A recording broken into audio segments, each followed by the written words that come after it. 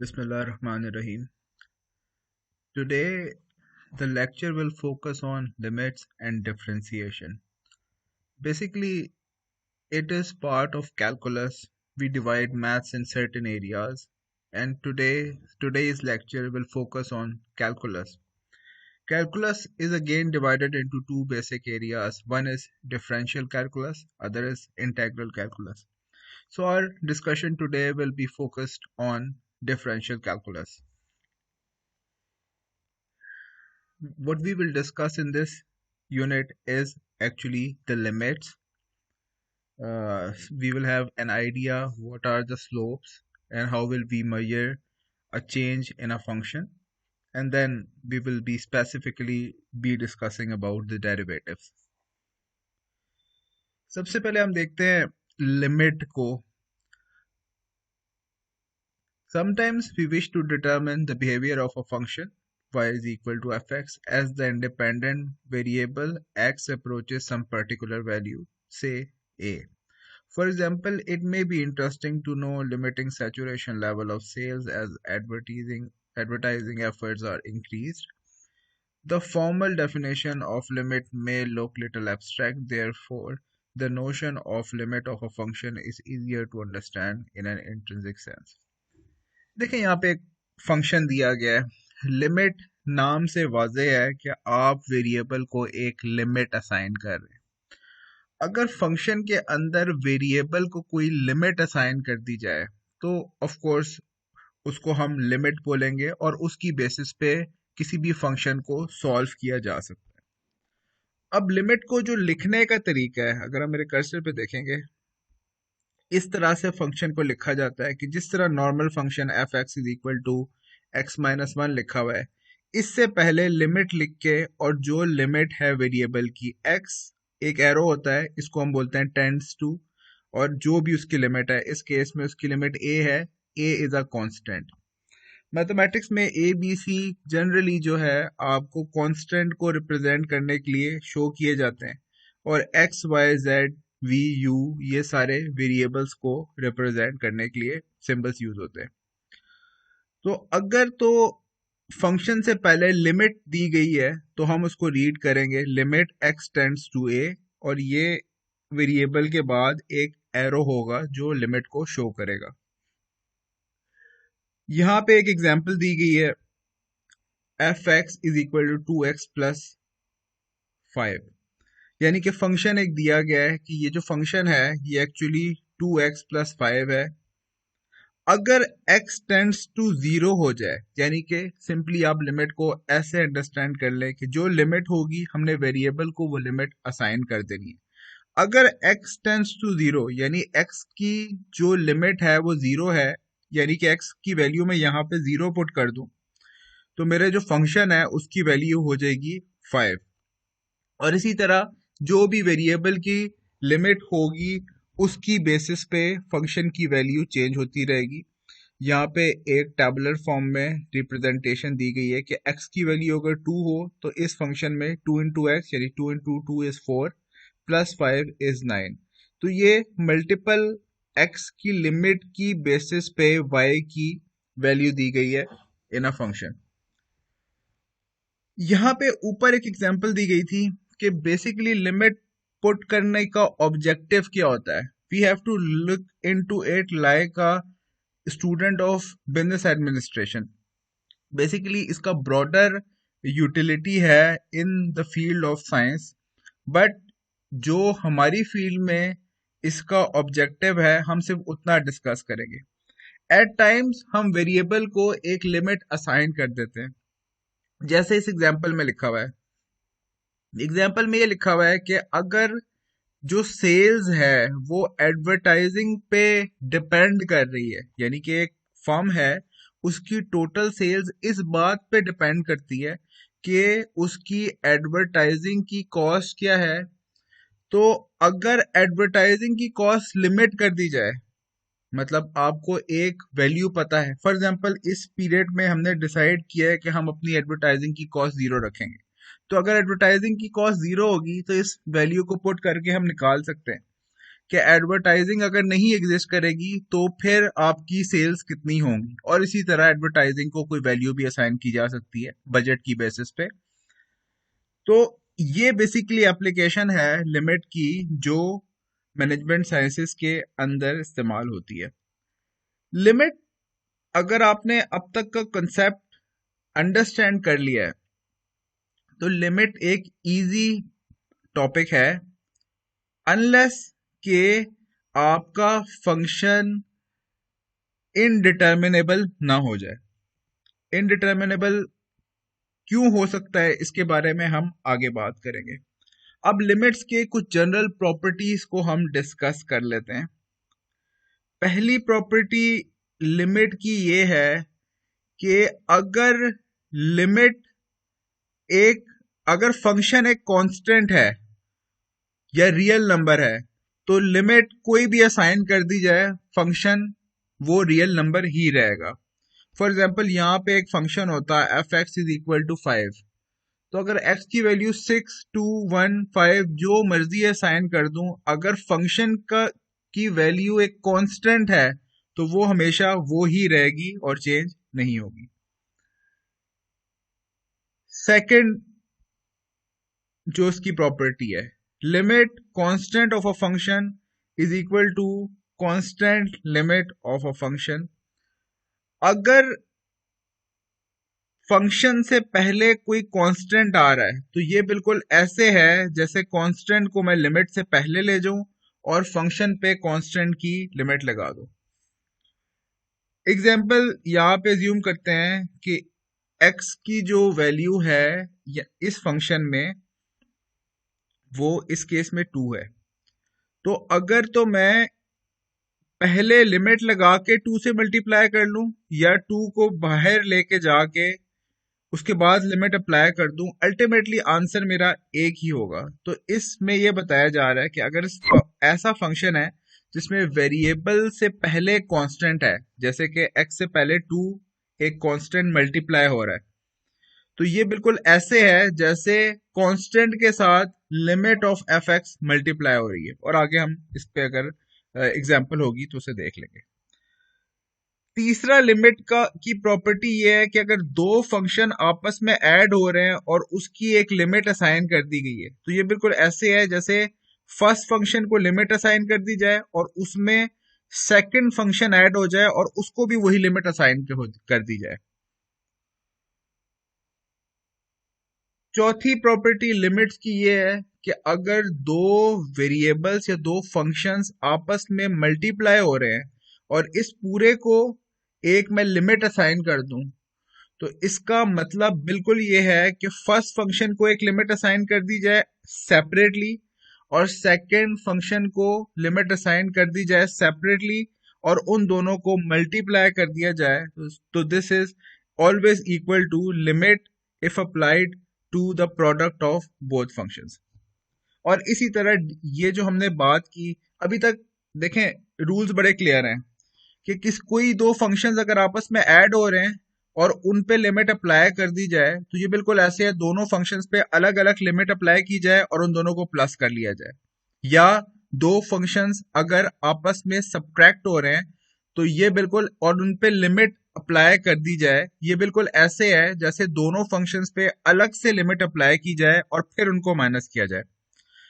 Product में भी same feature है कि अगर दो फंक्शंस का प्रोडक्ट है और उस पे ओवरऑल लिमिट अप्लाई की जाए कोई, तो ये बिल्कुल ऐसे है जैसे दोनों फंक्शंस पे अलग अलग लिमिट अप्लाई की जाए और उन्हें मल्टीप्लाई कर दिया जाए। और डिवीजन में भी सेम रूल इज अप्लाइड। वो ये कि अगर दो फंक्शंस आपस में डिवाइड हो रहे हैं और इस पे कोई लिमिट अप्लाई की जा रही है, तो ये बिल्कुल वैसे है जैसे एक फंक्शन पे लिमिट अप्लाई कर दी जाए और उसको डिवाइड कर दिया जाए, दूसरे फंक्शन पे सेम लिमिट अप्लाई कर दी जाए।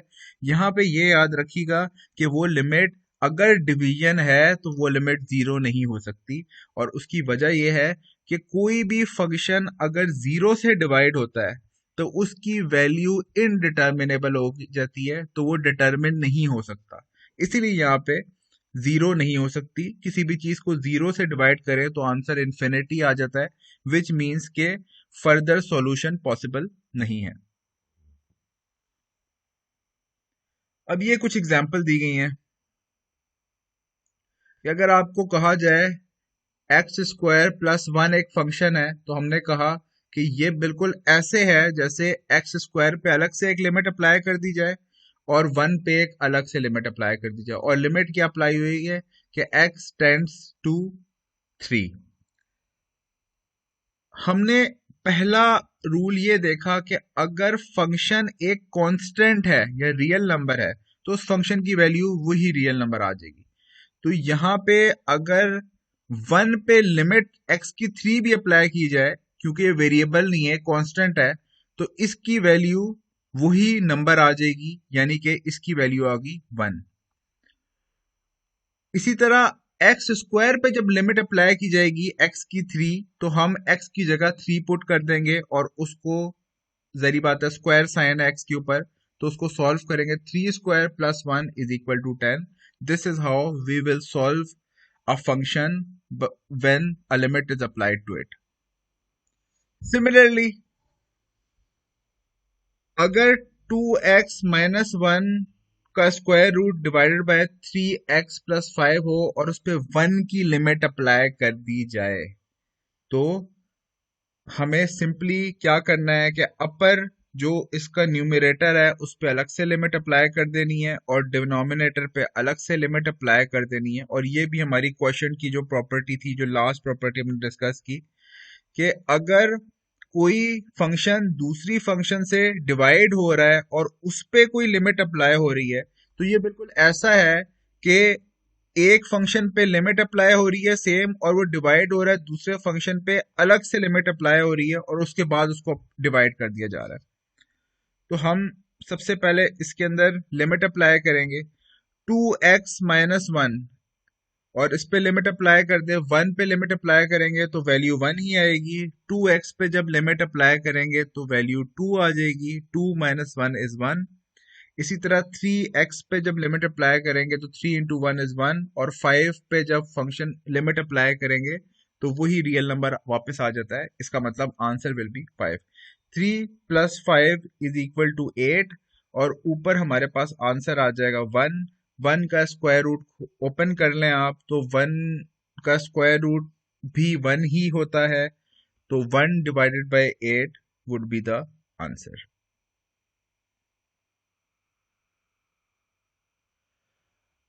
अब एक स्टेप ऊपर आते हैं। अभी तक हमें यह पता लगा कि लिमिट किसी भी फंक्शन पे कोई भी अप्लाई कर दी जाए तो सिंपली हमने जो वेरिएबल है जिसकी लिमिट अप्लाई हो रही है उसकी वैल्यू की जगह उस फंक्शन की लिमिट को पुट कर देना है और फंक्शन को सॉल्व कर लेना है, तो हमारे पास आंसर आ जाएगा और बड़ा आसानी से सॉल्यूशन फाइंड किया जा सकता है। अभी तक हमने जो दो एग्जाम्पल देखी उसके अंदर कोई कॉम्प्लिकेशन नहीं थी। मतलब ये कि आराम से जो आपके फंक्शंस थे वो सॉल्व हो सकते थे। नॉर्मली फंक्शंस बहुत इजीली सॉल्व हो सकेंगे सिवाय दो केस में। एक ये केस है कि आपके पास न्यूमरेटर में एक लिमिट अप्लाई कर दी जाए जिसे इन्फिनिटी बोलते हैं, तो इन्फिनिटी को हम सॉल्व नहीं कर सकते। इन्फिनिटी का मतलब होता है इन्फिनिट लेवल पे कोई भी नंबर हो।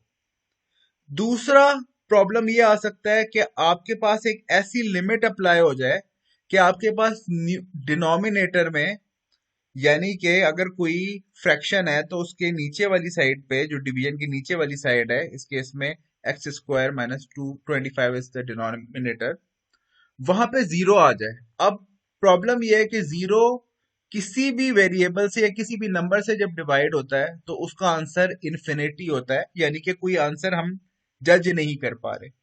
अगर तो किसी भी फंक्शन का इस स्टेज पे आ जाता है कि उसका आंसर इन्फिनिटी आ रहा है, तो हम उसे इनडिटर्मिनेबल फॉर्म कहते हैं। कि इन्फिनिटी का मतलब एग्जैक्टली हमें क्लियर नहीं है कि वैल्यू क्या है, तो ऐसे फंक्शंस को हम इनडिटर्मिनेबल बोलते हैं। जो ये पहले एग्जांपल्स हमने देखी हैं, these were the determinable functions, क्योंकि इसके अंदर हम फंक्शन की एक वैल्यू फाइंड कर पा रहे थे। अब जब इनडिटर्मिनेट फॉर्म आ जाएगी किसी फंक्शन की, तो सबसे पहले तो हमने कोशिश करनी है कि उसको इस तरह से सॉल्व किया जाए कि उसकी कोई वैल्यू आ जाए, यानी कि वो डिटर्मिनेबल बन जाए। यहां पे देख लेते हैं, एक हमारे पास फंक्शन है और उस पे x+5 डिवाइडेड बाय x² -25, और इस पे हमने लिमिट अप्लाई करनी है -5 की। अब अपेरेंटली मुझे ये नजर आ रहा है कि अगर डिनोमिनेटर को मैं देखूं तो -5 का स्क्वायर 25 होता है। 25 को मैं माइनस करूंगा 25 से, तो मेरा आंसर 0 आ जाएगा। इसका मतलब ये फंक्शन जो है सॉल्वेबल नहीं है, क्योंकि इसका सोल्यूशन में अगर डिनोमिनेटर में 0 आ गया है, तो इसका मतलब कि 0 किसी भी चीज से अगर डिवाइड हो तो उसकी कोई वैल्यू नहीं आती, बल्कि इन्फिनिटी पे आंसर आ जाता है। ऐसे केस में मेरी पहली कोशिश ये होगी कि मैं फंक्शन को इस तरह से सॉल्व करूं कि उसकी कोई वैल्यू आ जाए। यानी कि हमें बेसिक मैथ्स को अगर रिकॉल करें, तो एक हमारे पास फॉर्मूला होता था, a² - b² is equal to a+b into a-b। So ये एक फॉर्मूला है कि एक a² में से a² less b² is equal to a+b into a-b। यहां पे भी अगर हम देखें तो ये वाला फंक्शन का डिनोमिनेटर इसी फॉर्म में है, x² हमारे पास स्क्वायर की फॉर्म में है, और 25 जो है वो 5 का स्क्वायर होता है। तो इसको मैं 25 की जगह 5 का स्क्वायर भी लिख सकता हूँ। तो अल्टीमेटली ये उसी फॉर्मेशन में कन्वर्ट हो गया। अब इस नीचे डिनोमिनेटर को मैं सिंपली लिख सकता हूँ x+5 मल्टीप्लाई बाय x-5, और x+5 को ऊपर वाले x+5 से अगर मैं कैंसिल कर दूं, अब ये फंक्शन सॉल्व हो सकता है। अब इसका आंसर इन्फिनिटी नहीं आएगा।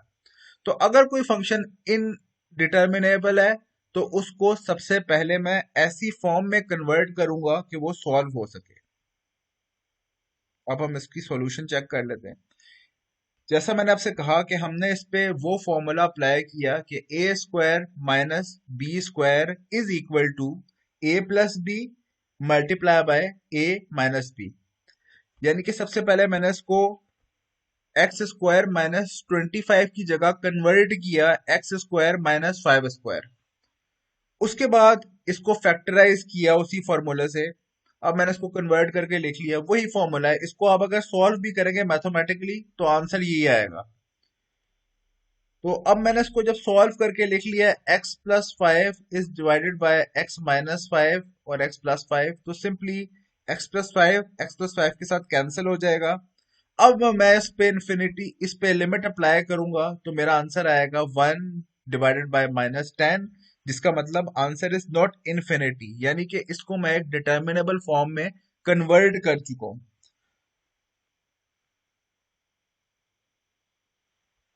अगर इसको मैं डायरेक्टली लिमिट अप्लाई करके सॉल्व करता, यानी कि मैं सिंपली यहाँ पे 5x की जगह -5 पुट कर देता और डिनोमिनेटर में -5² पुट कर देता, तो मेरा आंसर आता 0 डिवाइडेड बाय 0, जिसका मतलब ये है कि फंक्शन की वैल्यू डिटरमिन नहीं हो पा रही। अगर 0 0 से भी डिवाइड होगा तो आंसर हमारा इन्फिनिटी आ जाता है, और इसका मतलब ये एक डिटर्मिनेबल फॉर्म में फंक्शन नहीं था। तो जब भी फंक्शन इनडिटर्मिनेबल फॉर्म में आएगा, तो सबसे पहले तो हमारी पूरी पहली कोशिश ये होगी कि उसको किसी तरह सॉल्व करके डिटर्मिनेबल फॉर्म में ले आए, ताकि उसका एक आंसर आ सके। For all n is greater than 0, limit x infinity 1/xn is equal to x tends to -infinity. कहने का मकसद यहाँ पे ये है कि अगर किसी भी वेरिएबल की वैल्यू इन्फिनिटी होगी और वो डिनोमिनेटर में होगा, तो ऐसे ऐसे फंक्शन का जो आंसर होता है वो जीरो होता है मैथमेटिकली। तो ये आप मेमोराइज कर लें। ये बिल्कुल ऐसे है कि जैसे आप कहें कि मैथ्स का एक रूल है कि अगर तो इन्फिनिटी किसी भी नंबर से डिवाइड हो रही है यानी डिनोमिनेटर में है तो उसका आंसर जीरो है। इसका मतलब वो फंक्शन सॉल्वेबल है, उसका सॉल्यूशन पॉसिबल है, डिटर्मिनेबल फंक्शन है। अगर x टेंड्स टू इन्फिनिटी होता और ये न्यूमरेटर में होता तो फिर सॉल्व करना पॉसिबल नहीं था। इसी तरह जीरो, अगर की x टेंड्स टू जीरो हो जाए, लिमिट जो है हम जीरो इम्पोज करें, तो फिर बिल्कुल ऑपोजिट है। अगर जीरो डिनोमिनेटर में होगा तो फंक्शन सॉल्व नहीं हो सकता, क्योंकि किसी भी चीज को जीरो से अगर डिवाइड किया जाए तो उसकी वैल्यू अनडिटर्मिनेबल हो जाती है यानी कि इन्फिनिटी हो जाती है। अगर जीरो न्यूमरेटर में हो तो फिर सॉल्व किया जा सकता है। तो ये बेसिकली फर्क है जीरो लिमिट में और इन्फिनिटी में। अदरवाइज बाकी प्रोसेस सेम है। और ये एक एग्जांपल दी गई है कि अगर आपकी इन्फिनिटी है तो अगेन आपने इन्फिनिटी को उसी तरह सॉल्व करना है जैसे फैक्टराइज करने के बाद सॉल्व करते हैं। सबसे पहले आपने क्या करना है कि आपने उसके ऊपर सबसे पहले आपने सारों को एक्स स्क्वायर से डिवाइड कर देना है ताकि आपके लिए सॉल्यूशन पॉसिबल हो। यहाँ पे हर वैल्यू को न्यूमरेटर में भी और डिनोमिनेटर में भी एक्स स्क्वायर से डिवाइड कर दिया है ताकि लिमिट अप्लाई। ये किया इसलिए है क्योंकि यहाँ पे लिमिट जो अप्लाई हो रही है वो इन्फिनिटी है। मैंने आपसे कहा कि अगर इन्फिनिटी न्यूमरेटर में आ गया तो क्वेश्चन सॉल्व नहीं हो सकता। अगर एक्स ऊपर जो टर्म है इसके अंदर एक्स आ रहा होता और एक्स की वैल्यू इन्फिनिटी होती तो ये सॉल्व नहीं हो सकता। अगर यहाँ पे लिमिट इन्फिनिटी के अलावा कोई डिजिट होती तो फिर हमें ये इस तरह सॉल्व करने की जरूरत नहीं थी। सिंपली यहाँ पे हम वैल्यूज पुट करते और सॉल्व कर देते। लेकिन हमें पता है कि अगर इधर वैल्यू पुट कर दी यानी कि अगर मैं 3 इंटू इन्फिनिटी स्क्वायर कर दूं प्लस 5 इंटू इन्फिनिटी कर दूं तो ये सॉल्वेबल नहीं है, डिटर्मिनेबल फंक्शन नहीं है। तो उसको सॉल्व करने के लिए मुझे थोड़ा सा सोचना पड़ेगा। और उसके बाद सोच के मुझे ये लगा कि इसको अगर डिनोमिनेटर को भी एक और बात याद रखिएगा कि अगर आप कभी किसी चीज को किसी भी वेरिएबल से या किसी भी कांस्टेंट से मल्टीप्लाई करेंगे तो उसको उसी वैल्यू से डिवाइड भी करना पड़ेगा। तो इसीलिए मैंने यहाँ पे अगर सॉल्यूशन देखें तो एक्स स्क्वायर से अगर न्यूमरेटर को डिवाइड किया है तो एक्स स्क्वायर से डिनोमिनेटर को भी डिवाइड करना पड़ेगा। तो अगर आप इंडिविजुअल वैल्यू देखें, 3x स्क्वायर जब एक्स स्क्वायर से डिवाइड होगा तो आंसर 3 आ जाएगा। 5x divided by x square होगा तो 5/x आ जाएगा। और 1 डिवाइडेड बाई एक्स स्क्वायर होगा तो 1/x स्क्वायर आ जाएगा। इसी तरह एक्स स्क्वायर को मैंने डिनोमिनेटर में भी डिवाइड किया। 2 को जब एक्स स्क्वायर से डिवाइड करेंगे तो आंसर इज 2/x स्क्वायर। और माइनस करेंगे 4x स्क्वायर को जब एक्स स्क्वायर से डिवाइड करेंगे तो एक्स स्क्वायर और एक्स स्क्वायर कैंसिल हो जाएगा और हमारे पास एक आंसर आ जाएगा। और उसके बाद सिंपल हमने लिमिट अप्लाई कर देनी है। हमने ये कहा यहाँ पे हमने एक रूल याद किया कि जब भी इंफिनिटी डिनोमिनेटर में होगी उस उस फंक्शन का आंसर जीरो है। तो लिमिट अप्लाई करेंगे, कांस्टेंट की पे कोई भी लिमिट अप्लाई कर दें आंसर ओरिजिनल कांस्टेंट आ जाता है। तो 3 पे जब हम x की लिमिट अप्लाई करेंगे आंसर इज 3। और बाकी सब बाकी में वेरिएबल डिनोमिनेटर में है और उसकी वैल्यू इन्फिनिटी है तो इन्फिनिटी किसी भी चीज से डिवाइड होगी आंसर इज जीरो। इसी तरह 1/x स्क्वायर का आंसर इज जीरो। इसी तरह 2/x स्क्वायर का आंसर इज जीरो। और इस केस में कांस्टेंट 4 है तो 4 पे जब लिमिट अप्लाई करेंगे answer is again 4। So answer is -3/4। And I again repeat कि ये वाला प्रोसेस हमने सिर्फ इसलिए किया है ताकि फंक्शन हमारा डिटर्मिनेबल हो जाए। और अल्टीमेटली ये अंडरस्टैंडिंग आपकी with the passage of time increase होगी once you have the experience of solving more and more questions. जैसे जैसे आप ज्यादा ज्यादा क्वेश्चंस बुक से सॉल्व करते चले जाएंगे आपकी ये चीजें फिंगर टिप्स पे हो जाएंगी कि कौन सा डायरेक्टली लिमिट अप्लाई करके फंक्शन सॉल्व हो सकता है, और किसके अंदर आपको फैक्टराइज करना पड़ेगा, किसी चीज में आपको किसी एक पर्टिकुलर वेरिएबल से मल्टीप्लाई और डिवाइड दोनों करना पड़ेगा ताकि फंक्शन डिटर्मिनेबल हो सके। यहाँ पे एक आपको और फंक्शन दिया हुआ है कि अगर आपके पास कोई फंक्शन इस फॉर्म में होगा, ये बेसिकली समझ लें कि रूल नंबर 2 है। अभी हमने रूल नंबर 1 पढ़ा कि अगर किसी वेरिएबल की लिमिट इन्फिनिटी हो और वो किसी से डिवाइड हो रहा हो तो उसका आंसर 0 होगा, चाहे वो पॉजिटिव इन्फिनिटी है चाहे वो नेगेटिव इन्फिनिटी है, वो किसी से भी डिवाइड होगा तो आंसर इज 0। और ये एक रूल था।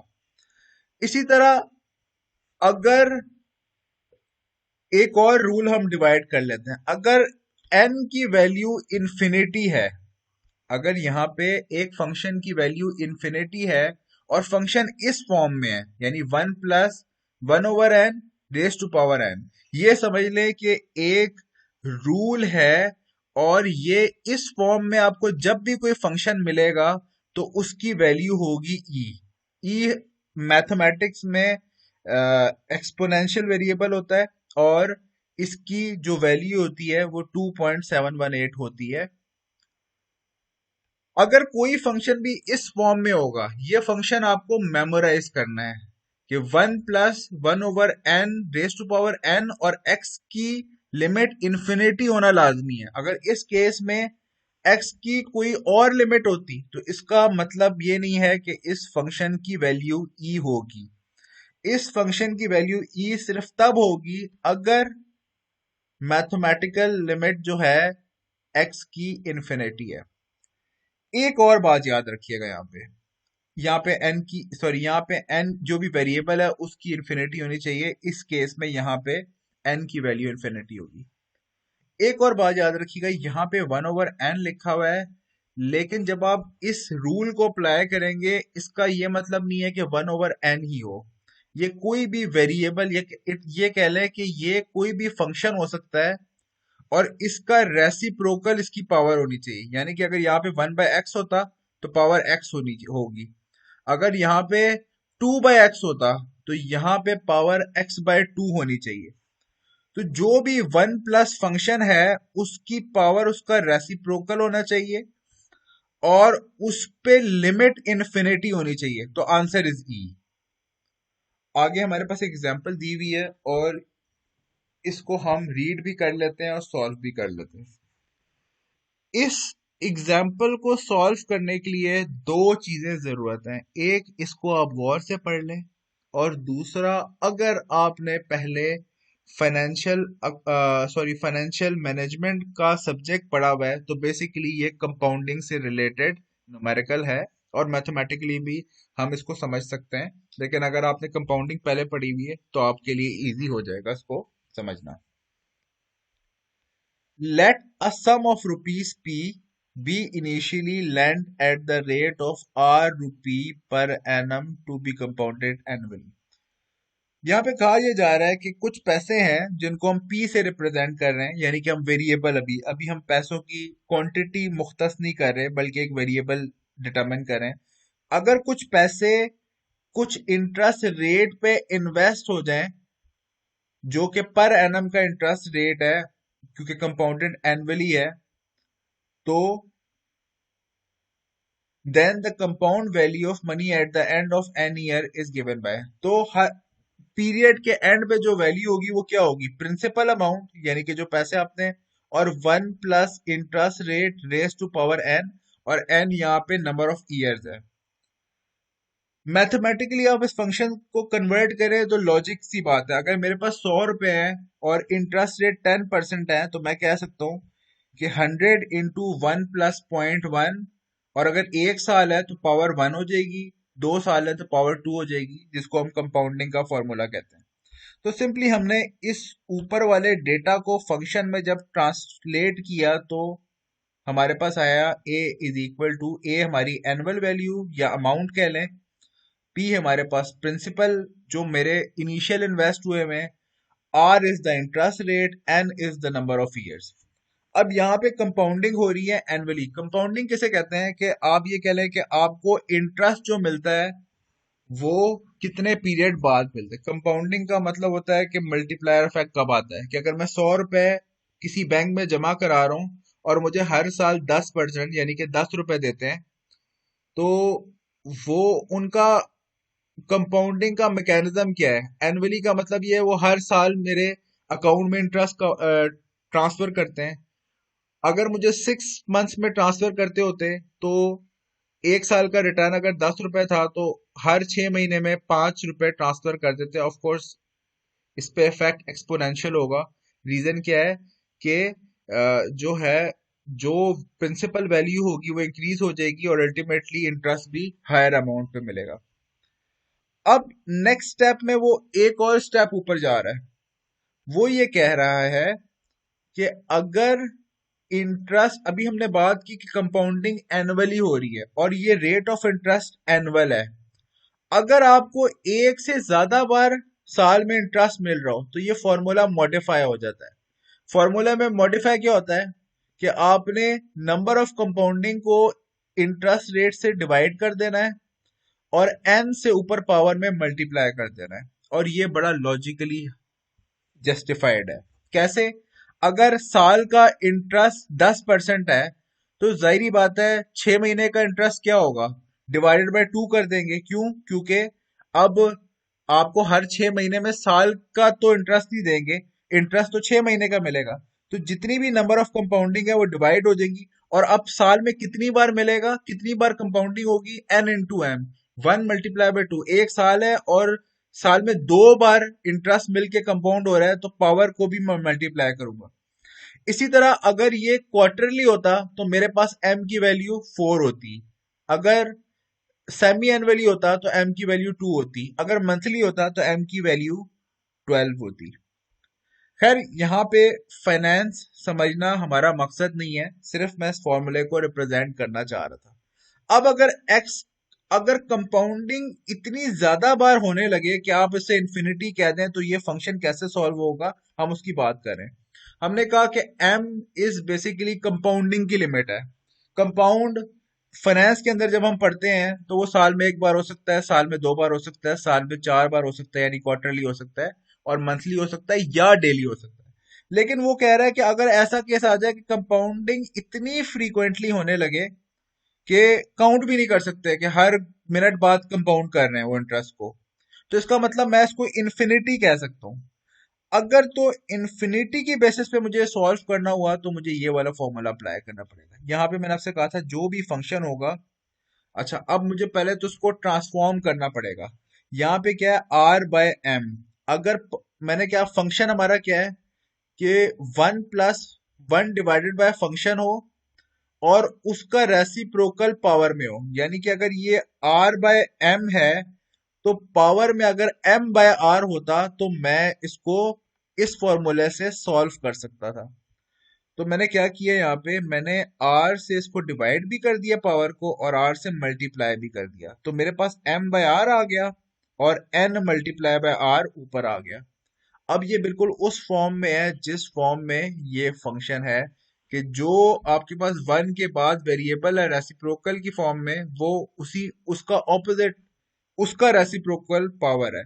तो इसकी जो वैल्यू आ जाएगी वो हमारा फॉर्मूला ये कहता है इसकी वैल्यू जो होती है वो e होती है। अब यहां तक का फॉर्मूला तो e हो गया, तो जो पावर r इंटू एन है ये बिल्कुल वैसे ही रहेगी जैसे थी।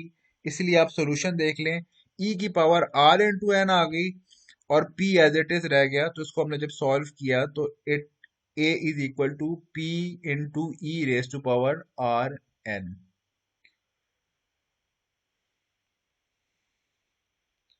अभी तक हमने लिमिट्स की बात की। लिमिट्स की बात कंपैरेटिवली सिंपल थी अनटिल द पॉइंट कि जब हमारे पास न्यूमरेटर में इन्फिनिटी आ जाए या डिनोमिनेटर में जीरो आ जाए। उसके अलावा अगर हम बात करें तो हमारी जो डिस्कशन थी इन दो पॉइंट्स के अलावा काफी सिंपल थी।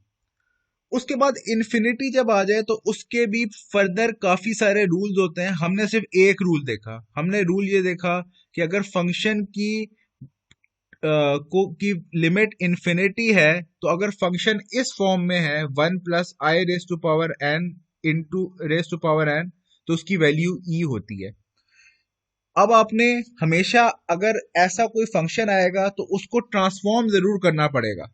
यानी कि हमने यहाँ पे देखें आर बाय एम की फॉर्म में लाने के लिए इसकी पावर को ट्रांसफॉर्म किया, और ट्रांसफॉर्म में आपके पास मल्टीपल ऑप्शंस होते हैं।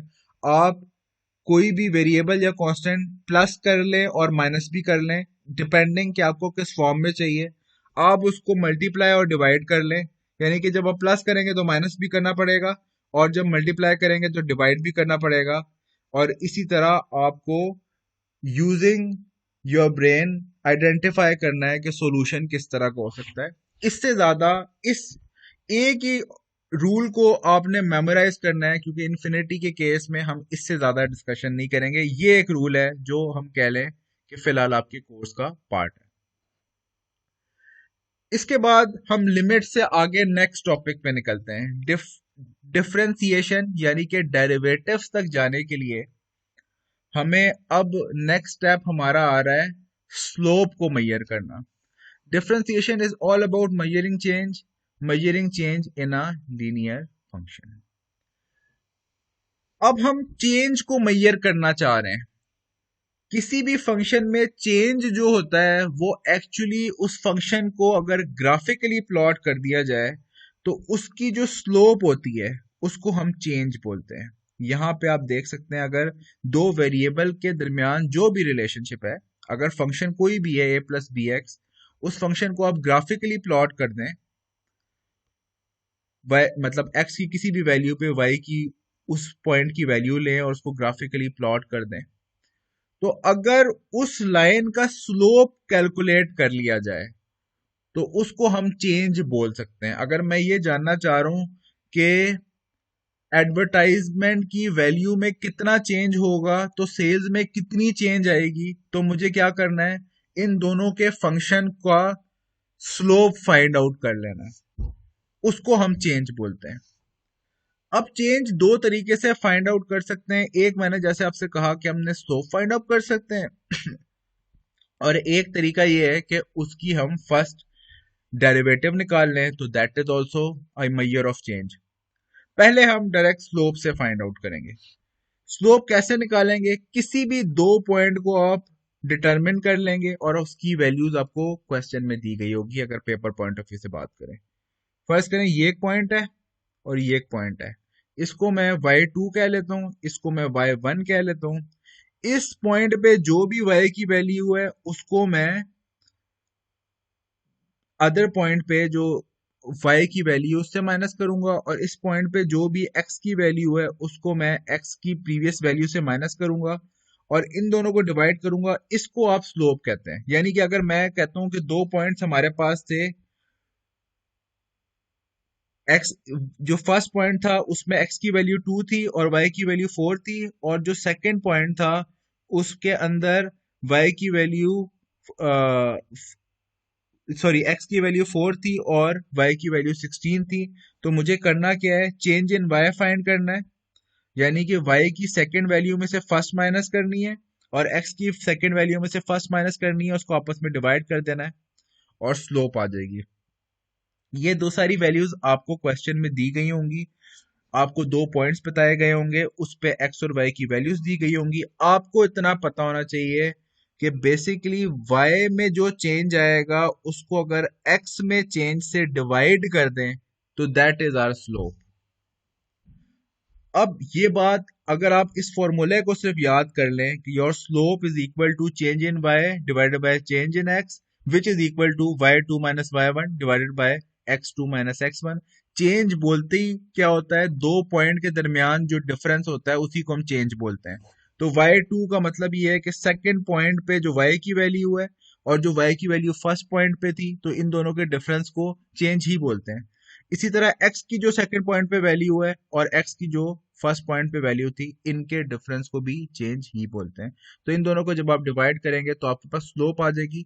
तो अब मैं कह सकता हूं basically this is the change in y due to change in x। अब यहाँ पे एक बात इससे ज्यादा मजीद डिटेल में स्लोप से रिलेटेड नहीं जाएंगे हम। सिर्फ इतना पता होना चाहिए आपको कि चेंज कैलकुलेट कैसे होता है, स्लोप होती क्या है और स्लोप का फॉर्मूला क्या होता है।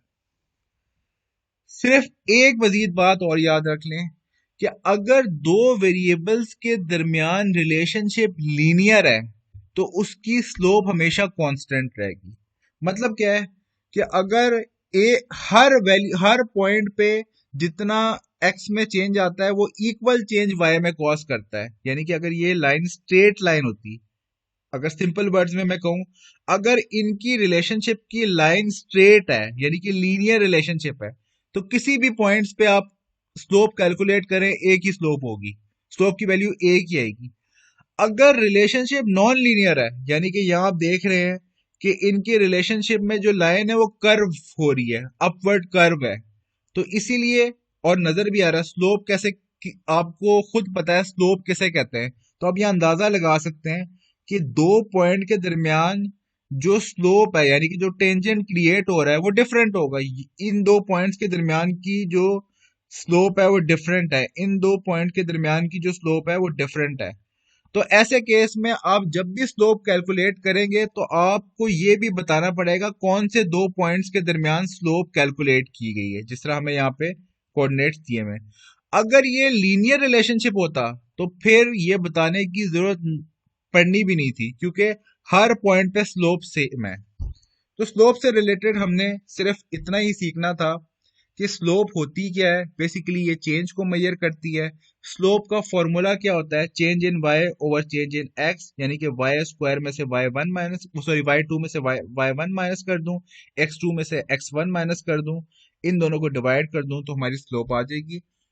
इसके बाद हमने एक बात और डिस्कस की और वो ये थी कि अगर वेरिएबल्स के दरमियान रिलेशनशिप लीनियर है तो स्लोप कांस्टेंट रहेगी, और अगर रिलेशनशिप लीनियर नहीं है तो स्लोप चेंज होगी।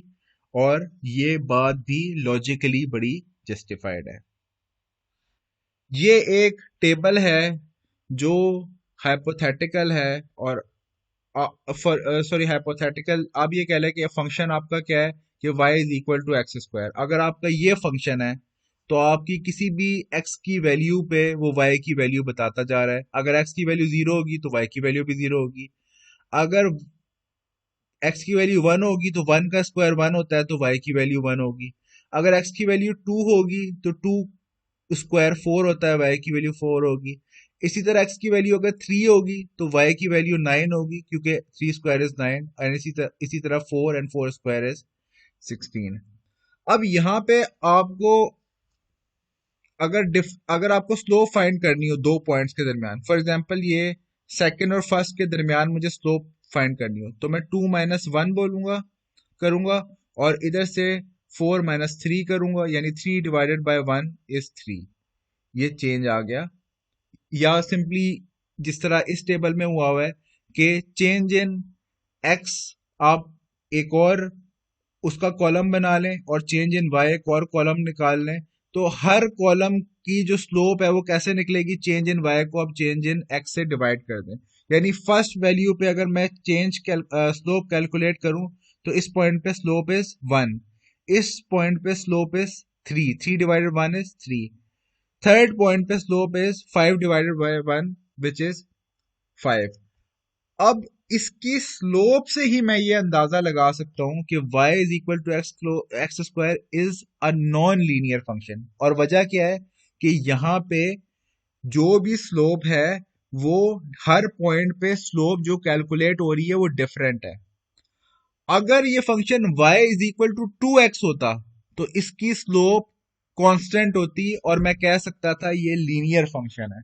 आप इसी तरह का टेबल एक बनाइएगा, या आप असाइनमेंट के तौर पे नोट कर लें कि आप एक टेबल इसी तरह का बनाइएगा चार वैल्यूज के लिए, x की value one two three four, और यहाँ पे आपका वेरिएबल जो आपका फंक्शन होगा वो y is equal to two x होगा।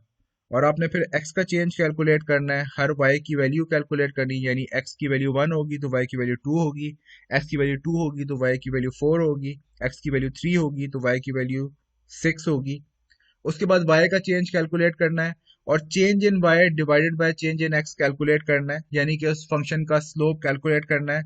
हर पॉइंट पे जो स्लोप आएगी वो एक ही आएगी, which means it is a linear function. यहां तक बेसिक बातें की हमने लिमिट्स के बारे में। ये जानना जरूरी था कि लिमिट्स होती क्या है। उसके बाद हमने बात की स्लोप के बारे में। स्लोप का सिंपल हमने एक फॉर्मूला देखा और हमने ये देखा कि अगर तो फंक्शन लीनियर होगा तो स्लोप हर पॉइंट पे सेम होगी, अगर फंक्शन नॉन लीनियर होगा तो स्लोप हर पॉइंट पे डिफरेंट होगी। इसके बाद हमारी आगे की जितनी भी डिस्कशन है अब हमारी स्पेसिफिकली फोकस्ड होगी टू द डेरिवेटिव्स। डेरिवेटिव भी बेसिकली चेंज का ही मेजर है।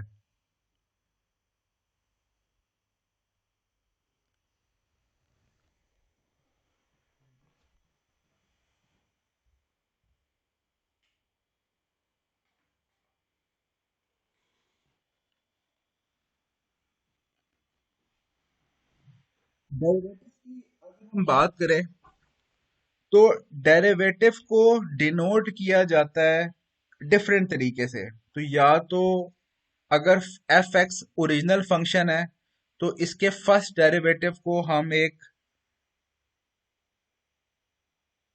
कॉमा से, यानी कि बार आप कह लें इसको, एफ एक्स बार से रिप्रेजेंट कर सकते हैं।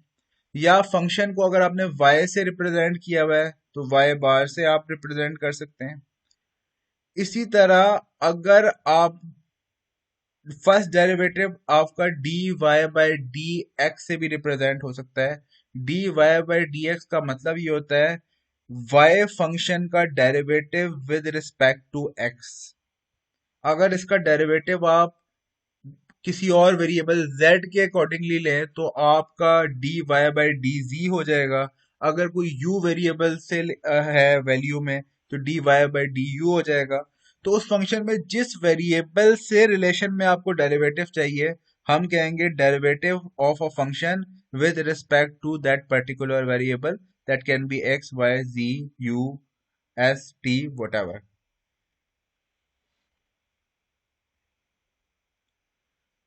ठीक है।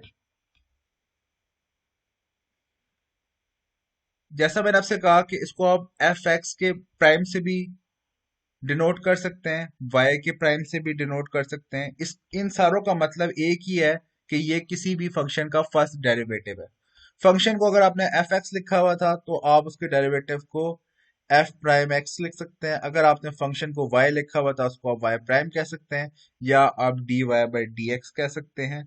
तो इट्स इन सारों का मतलब यही है कि it is a derivative of a function. तो ये इसकी डिनोशंस थी कि इन तीनों का मतलब एक ही है। इन तीनों को में से आप कोई भी डिनोशन इंटरचेंजेबली यूज कर सकते हैं and they all are correct. अब हम डिफरेंशिएशन के रूल्स पे जा रहे हैं। पहला रूल क्या है? डिफरेंशिएशन का पहला रूल ये है कि किसी भी कांस्टेंट का डेरिवेटिव जो है वो जीरो होगा। कांस्टेंट कोई भी नंबर हो सकता है, अगर कोई वेरिएबल नहीं है और कांस्टेंट है तो उसका डेरिवेटिव जीरो होगा। यहाँ पे एग्जांपल दी गई है। अगर आपका क्या है, function of x is equal to 5, यानी कि कोई वेरिएबल नहीं है बल्कि कोई कांस्टेंट है, तो इसका वेरिएबल चाहे कोई भी कांस्टेंट की कोई भी वैल्यू हो, चाहे वो 0 1 हो, 2 हो, 100 हो, 2000 हो, उसका जो डेरिवेटिव है दैट विल बी जीरो। इसकी एग्जांपल्स देख लेते हैं। अगर फंक्शन है आपका f x is equal to 7, then the derivative is zero, क्योंकि हमने कहा कोई भी कांस्टेंट होगा उसका डेरिवेटिव जीरो होगा। और डेरिवेटिव को हमने कहा कि हम प्राइम, फंक्शन के प्राइम से डिनोट करते हैं। अगर y की वैल्यू -3 है तो y प्राइम की वैल्यू क्या होनी चाहिए?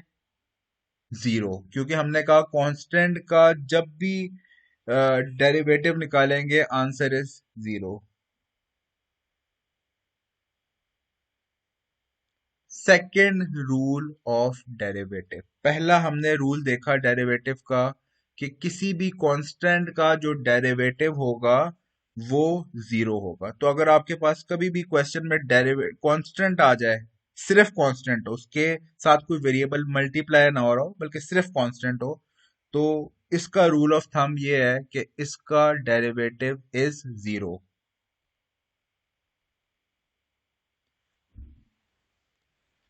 सेकेंड रूल, सेकेंड रूल ये है कि अगर वेरिएबल के ऊपर कोई पावर है और उसका आप डेरिवेटिव फाइंड कर रहे हैं, यानी कि एक्स एन है, ये बेसिकली फंक्शन है, तो इसका डेरिवेटिव ये होगा कि पावर आ जाएगी आपके पास मल्टीप्लिकेशन फॉर्म में, पावर को मूव करके आप उस वेरिएबल से मल्टीप्लाई कर देंगे और पावर में से वन माइनस कर देंगे। This is the derivative of a function या ऑफ अ वेरिएबल, और इस रूल को हम बोलते हैं मैथमेटिक्स में द पावर रूल। एग्जाम्पल देख लेते हैं ताकि इजीली समझ आ जाए। अगर x रेस टू पावर 5 है और इसका डेरिवेटिव फाइंड करना है, तो हमें पावर रूल ये कहता है पहले तो पावर ले मल्टीप्लाई कर दो उसके साथ, यानी कि ये जो पावर है 5 ये यहाँ पे मल्टीप्लिकेशन फॉर्म में आ गई, और जो वेरिएबल की पावर थी उसमें से वन माइनस कर दो, तो 5 माइनस वन इज 4। सो जो पावर रूल अगर हम अप्लाई करें तो x रेस टू पावर 5 का जो डेरिवेटिव है दैट इज 5x²। और वो कैसे आया, हमने पावर को मल्टीप्लाई फॉर्म में लिया है, यानी कि इधर लिया है वेरिएबल से पहले, और जो ओरिजिनल पावर थी उसमें से वन माइनस कर दी। So this is the derivative of a variable having a power. और एग्जांपल देख लेते हैं। यही पावर रूल हम अप्लाई करेंगे कि हमने पावर को मल्टीप्लिकेशन फॉर्म में ले आना है और पावर में से वन माइनस कर देना है वेरिएबल के। So that is the derivative अगर पावर अप्लाई हो रही है। एक्स क्यूब है, इसका डेरिवेटिव चाहिए तो क्या करेंगे, थ्री को मल्टीप्लाई कर देंगे, यानी कि थ्री को वापस एक्स से मल्टीप्लाई कर देंगे और एक्स की पावर में से थ्री में से वन माइनस कर देंगे, तो इसका जो डेरिवेटिव होगा दैट इज 3x²। इसी तरह नेक्स्ट एग्जांपल है x रेस टू पावर 9। इसका डेरिवेटिव क्या होना चाहिए कि 9 को हम सबसे पहले मल्टीप्लाई कर देंगे और उसके बाद x की पावर 9 में से वन माइनस कर देंगे, तो इसका जो डेरिवेटिव होना चाहिए 9x रेस टू पावर 8 होना चाहिए, और इसको आप y प्राइम से भी डिनोट कर सकते हैं और dy बाय dx भी लिख सकते हैं। It is on your choice. इसी तरह अगर फंक्शन g है, gx, और क्या डेरिवेट फंक्शन क्या है, x रेस टू पावर 100, और इसका डेरिवेटिव हमने फाइंड करना है, तो हमारा रूल क्या कहता है, रूल ये कहता है कि पावर को मल्टीप्लिकेशन फॉर्म में ले आएंगे और पावर ओरिजिनल जो है उसमें से वन माइनस कर देंगे, तो इसका डेरिवेटिव होगा 100x रेस टू पावर 99, और प्राइम लगा देंगे जो भी फंक्शन है, और प्राइम हमें ये रिप्रेजेंट कर रहा है कि ये इसका डेरिवेटिव है। ओरिजिनल फंक्शन हमारा gx था और उसका डेरिवेटिव g प्राइम x है। अभी तक हमने दो रूल्स डिस्कस किए हैं। One was the constant rule कि अगर किसी कांस्टेंट का डेरिवेटिव फाइंड करेंगे तो वो हमेशा जीरो होगा, और दूसरा हमने डिस्कस किया है पावर रूल कि अगर किसी एक पर्टिकुलर वेरिएबल का डेरिवेटिव फाइंड करेंगे और उसकी जो पावर होगी तो सिंपली हम पावर को उसके साथ मल्टीप्लाई कर देंगे और ओरिजिनल पावर में से वन माइनस कर देंगे, तो this is our power rule. इसके बाद रूल नंबर 3, अगर कोई कांस्टेंट किसी वेरिएबल के साथ मल्टीप्लाई हो रहा है तो फिर हम उसको डेरिवेटिव से बाहर निकाल देंगे, मतलब उस कांस्टेंट की वैल्यू जीरो नहीं होगी। अगर कांस्टेंट की वैल्यू सिर्फ तब जीरो थी जब उसके साथ कोई वेरिएबल नहीं था। अगर उसके साथ कोई वेरिएबल है तो हम इसको ऐसे डेरिवेटिव लेंगे जैसे सिर्फ और सिर्फ हम वेरिएबल का डेरिवेटिव ले रहे हो और उसके साथ उसी कांस्टेंट को मल्टीप्लाई कर दे। एग्जाम्पल देख लेते हैं। अगर फंक्शन है 5x4, तो इस केस में जो कांस्टेंट है उसके साथ एक वेरिएबल मल्टीप्लाई हो रहा है। इस केस में कांस्टेंट की वैल्यू जीरो नहीं होगी। कांस्टेंट की वैल्यू तब जीरो होगी जब उसके साथ कोई भी वेरिएबल मल्टीप्लाई या डिवाइड नहीं हो रहा होगा। इस केस में इसका डेरिवेटिव बिल्कुल वैसे है जैसे हम x4 का अलग से डेरिवेटिव लें और उसको उसकी कांस्टेंट के साथ मल्टीप्लाई कर दें। तो रूल हमारा ये कहता है कि 5x4 का डेरिवेटिव बिल्कुल ऐसे है जैसे 5 को मल्टीप्लाई कर रहे हो हम x4 के डेरिवेटिव से। और x4 का डेरिवेटिव क्या होना चाहिए? पावर रूल हमें कहता है कि पावर को मल्टीप्लाई कर दो और ओरिजिनल पावर में से 1 माइनस कर दो। तो x4 का डेरिवेटिव इज 4x³ और उसको 5 से मल्टीप्लाई कर देंगे क्योंकि ऑलरेडी उसका कोफिशिएंट था। तो derivative of a variable having a coefficient is equal to derivative of the variable multiplied by the coefficient। एक और एग्जांपल देख लेते हैं। अगेन इसको हम ऐसे ट्रीट करेंगे जैसे इसका डेरिवेटिव को हम ऐसे ट्रीट करेंगे जैसे x1/3 का हम डेरिवेटिव ले रहे हो और उसको 2 से मल्टीप्लाई कर रहे हो। और x1/3 का डेरिवेटिव बिल्कुल वैसे लेंगे जैसे पावर रूल हमें कहता है। पावर रूल में कहता है कि पावर को आप मल्टीप्लाई कर दो। इस केस में पावर 1/3 है तो 1/3 को हम x से मल्टीप्लाई कर देंगे और 1/3 में से 1 माइनस कर देंगे। तो 1/3 में से अगर आप 1 माइनस करें तो मैथमेटिकली आंसर आता है -2/3। ठीक है, और उसके बाद आप चाहें तो इसको मल्टीप्लाई कर दें। इसको आप इस तरह लिख सकते हैं 2/3 into x raise to power -2/3। Further solve करना चाहें तो अगर किसी भी वेरिएबल की पावर माइनस में होती है तो इसका मैथमेटिकली मतलब ये होता है कि वो डिवाइड होके पावर पॉजिटिव हो जाएगी या वो डिवाइड हो रहा है। तो आप उसको फर्दर सिंप्लीफाई करके जिस तरह चाहें लिख सकते हैं।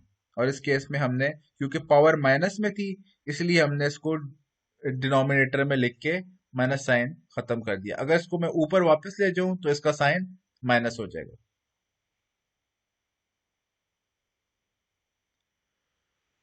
इसी तरह इस केस में मैं इसको ऐसे ट्रीट करूंगा जैसे 4/5 इसका 7 कोफिशिएंट है। तो मैं सिंपली x² का डेरिवेटिव लूंगा विच इज 2x। 2x को 4/5 से मल्टीप्लाई करूंगा और 2x कैसे है? इसकी पावर को हम मल्टीप्लाई कर देंगे और x की पावर में से 1 माइनस कर देंगे। 2 माइनस 1 इज 1 और 1 को लिखने की जरूरत नहीं होती। अगर x की पावर 1 है तो इसको हम सिंपल x लिख सकते हैं और 2x आ जाएगा इसका डेरिवेटिव। 2x को 4/5 से मल्टीप्लाई कर देंगे तो 2 इंटू 4/5 इज 8/5x। यहाँ पे आप देख सकते हैं कि कोफिशिएंट को हमने बाहर निकाल दिया, वेरिएबल का हमने डेरिवेटिव लिया और बिल्कुल वैसे लिया जिस तरह हमें पावर रूल ने बताया था और उसके बाद हमने इसको सिंप्लीफाई करके लिख दिया। इसी तरह अगेन एक और एग्जांपल हमारे पास है। इस केस में भी वही हम करेंगे कि हम इसके कोफिशिएंट को बाहर रखेंगे और x7 का डेरिवेटिव ले लेंगे। और x7 का डेरिवेटिव क्या होना चाहिए? 7 को हम मल्टीप्लाई की फॉर्म में ले आएंगे और 7 में से 1 माइनस कर देंगे पावर में से। इसका मतलब 7x6 इसका डेरिवेटिव है और उसको हम ओरिजिनल कोफिशिएंट जो है उससे मल्टीप्लाई करेंगे यानी कि 35x6 हो जाएगा। और इसको हम कॉम्प्लीमेंट या प्राइम लाजमी लिख देंगे ताकि हमें ये पता लगे this is the derivative of the function g of x। एक और एग्जांपल देख लेते हैं। ये सिंपल उसी पावर रूल की एग्जांपल है कि अगर x की पावर 10 है तो इसका डेरिवेटिव क्या होगा? 10 को हम कोफिशिएंट में ला के मल्टीप्लाई कर देंगे और 10 में से 1 माइनस कर देंगे। That means 10x raise to power 9 is the answer. अब अगर इससे आगे सारी आपकी जो बेसिक मैथमेटिक्स की नॉलेज है वो आपने अप्लाई करनी है, और उसके अलावा रूल्स बिल्कुल सेम अप्लाई होंगे जो आपको अभी तक बात बताई गई है। बेसिक मैथ्स हमें ये बताती थी, जो आपने मैथ्स मैट्रिक में पढ़ी होगी या क्लास 6, 7, 8 में पढ़ी होगी, वो हमें ये बताती थी कि क्यूब रूट जो होता है इसका मतलब होता है x raise to power 1/3। Cube root का मतलब ये होता है कि एक्स की पावर 1/3 है। तो एक बार इसको कन्वर्ट कर लें पावर 1/3 में, और इसके बाद एग्जैक्टली पावर रूल वैसे अप्लाई होना है जैसे हमने पहले किया था, कि हम इसकी पावर को कोफिशिएंट में ले आएंगे और इसकी ओरिजिनल पावर में से 1 माइनस कर देंगे। तो आंसर इज 1/3, जो कि इसकी पावर आपकी कोफिशिएंट में आ गई, और पावर 1/3 में से 1 माइनस किया तो आप एलसीएम लेके देख सकते हैं, 3 एलसीएम आ जाएगा, और 3 एलसीएम आ जाएगा। उसके बाद 1 - 3 हो जाएगा, -2/3 हो जाएगा। और उसके बाद आप इसको फर्दर सिंप्लीफाई कर लें, आप सिंपली इसको 3 × x रेस टू पावर 2/3 लिख दें, यानी 1/3 × x रेस टू पावर 2/3 लिख दें, या इसको क्यूब रूट लेके x² लिख दें। जितना सिंप्लीफाई पॉसिबल हो आप कर सकते हैं। इसी तरह एक और एग्जांपल है कि अगर कांस्टेंट मल्टीप्लाई हो रहा हो किसी वेरिएबल से, जैसा मैंने आपसे कहा, अगर कांस्टेंट वेरिएबल से मल्टीप्लाई हो रहा है तो सिंपल आपने वेरिएबल का डेरिवेटिव लेना है और उसको कांस्टेंट से मल्टीप्लाई कर देना है। इस केस में एक्स क्यूब का डेरिवेटिव लेंगे, यानी कि एक्स की जो पावर 3 है वो कोफिशिएंट में आ जाएगी 3, और ओरिजिनल पावर 3 में से 1 माइनस हो जाएगी, दैट इज 3x², और 3 को आप बाद में 10 से मल्टीप्लाई कर देंगे, then the answer is 30x²। अभी तक हमने डेरिवेशन के 3 रूल्स डिस्कस किए। पहला रूल ये था कि किसी भी कांस्टेंट का जो डेरिवेटिव है that is 0।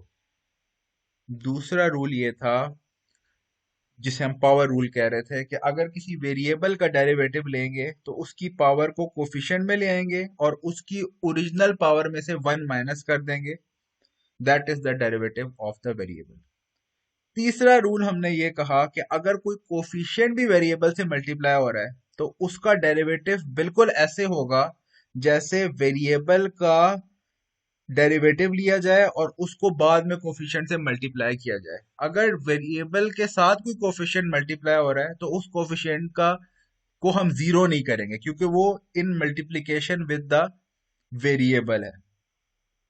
Third rule third rule हमारा ये है कि अगर दो वेरिएबल्स के दरमियान में प्लस का साइन है तो उसका डेरिवेटिव बिल्कुल ऐसे कैलकुलेट होगा जैसे एक वेरिएबल का डेरिवेटिव निकालें और उसमें दूसरे वेरिएबल के डेरिवेटिव को प्लस कर दें। यानी कि d by d x of a function of x plus a function of g is equal to d by d x of f x plus d by d x of g x. अब ये plus भी हो सकता है और minus भी हो सकता है, दोनों में रूल सेम ही अप्लाई होता है। नीचे एग्जांपल दी गई है, उसे देख लेते हैं। यानी कि अगर हमें इस फंक्शन का डेरिवेटिव चाहिए x² + 2x - 3, तो मैंने आपसे ये कहा कि x² + 2x - 3 का डेरिवेटिव बिल्कुल ऐसे होगा जैसे मैं x² का डेरिवेटिव लूं और 2x का डेरिवेटिव लूं और -3 का डेरिवेटिव लूं, और इनको आपस में प्लस या minus depending on the sign जो इनके दरमियान है वो उस फंक्शन में ऐड या लेस कर दूं, तो मेरे पास डेरिवेटिव आ जाएगा। तो अगर मुझे एक फंक्शन का डेरिवेटिव चाहिए जो फंक्शन है x² + 2x - 3, तो मैं क्या करूंगा, x² का डेरिवेटिव लूंगा जो कि 2x आएगा, यानी 2 कोफिशिएंट में आ जाएगा और x की पावर 2 में से 1 माइनस हो जाएगा तो 2x आ जाएगा। प्लस 2x था तो 2x का डेरिवेटिव लूंगा, तो x की पावर 1 है वो कोफिशिएंट में आएगी तब भी 1 ही रहेगी, और 1 में से 1 माइनस करेंगे तो 0। किसी भी वेरिएबल की पावर अगर जीरो हो जाए तो उसकी वैल्यू होती है वन। तो 2 into 1 is 2। और कांस्टेंट का जो लास्ट इज 3, -3 का डेरिवेटिव। और हमने कहा किसी भी कांस्टेंट का जो डेरिवेटिव होता है वो जीरो होता है। तो अगर इसको हम सिंप्लीफाई कर लें तो आंसर इज 2x+2।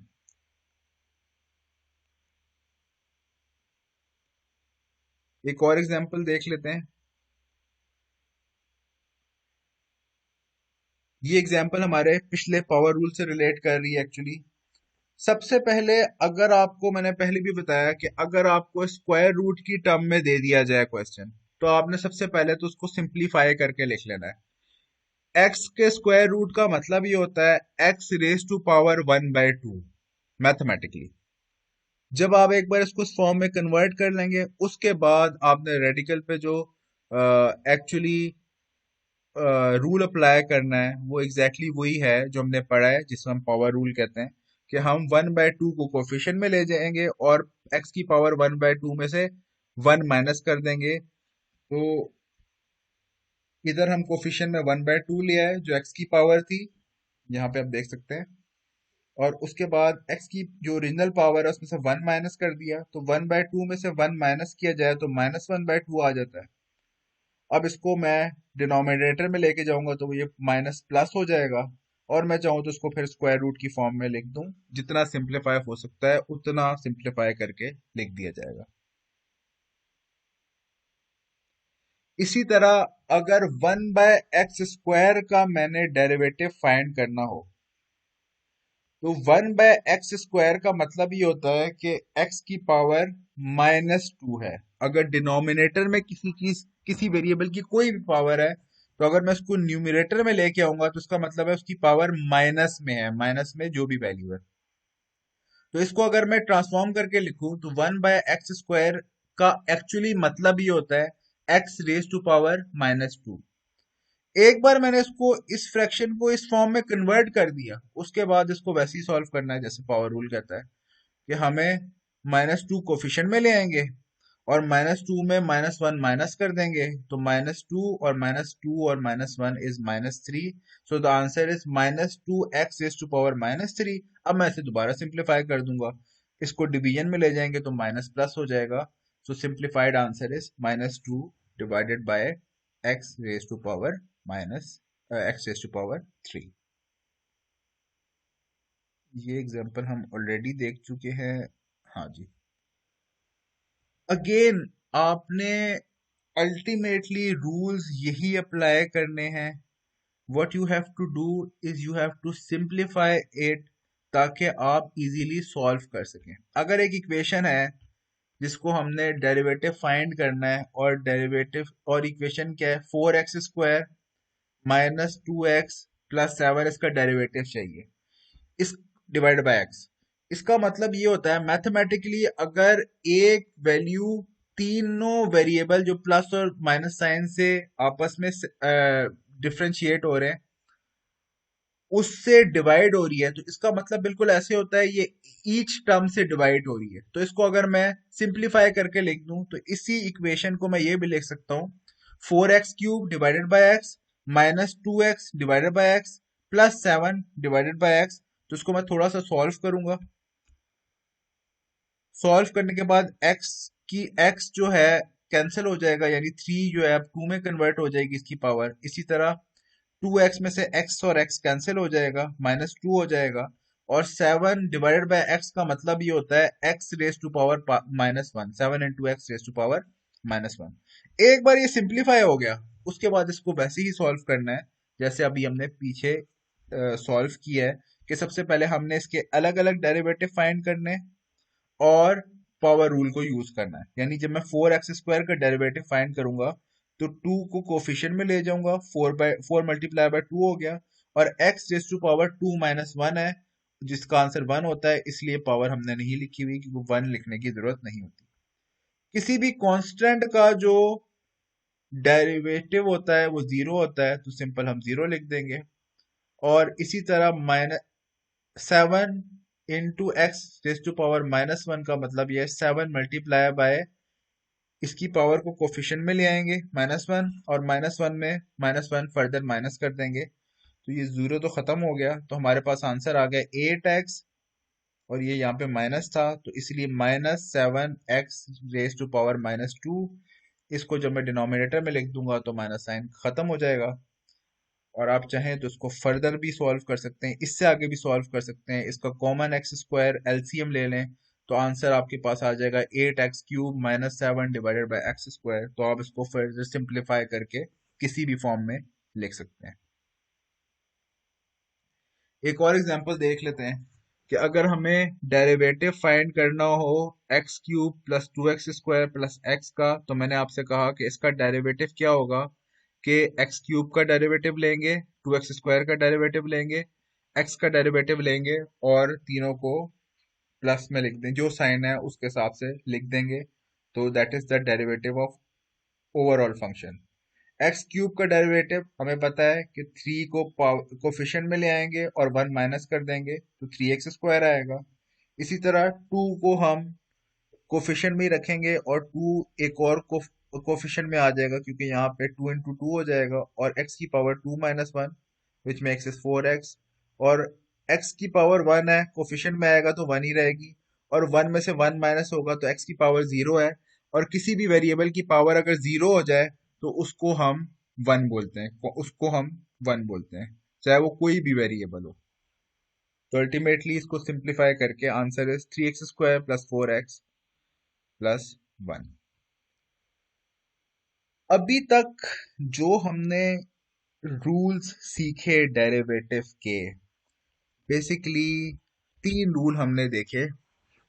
पहला रूल जो था वो ये था कि किसी भी कांस्टेंट का जो डेरिवेटिव होता है वो 0 होता है। दूसरा रूल जो हमने देखा वो ये था जिसे हमने पावर रूल कहा, कि किसी भी वेरिएबल का डेरिवेटिव क्या होगा कि उसकी पावर कोफिशिएंट में आ जाएगी और उसकी पावर में से 1 माइनस हो जाएगा।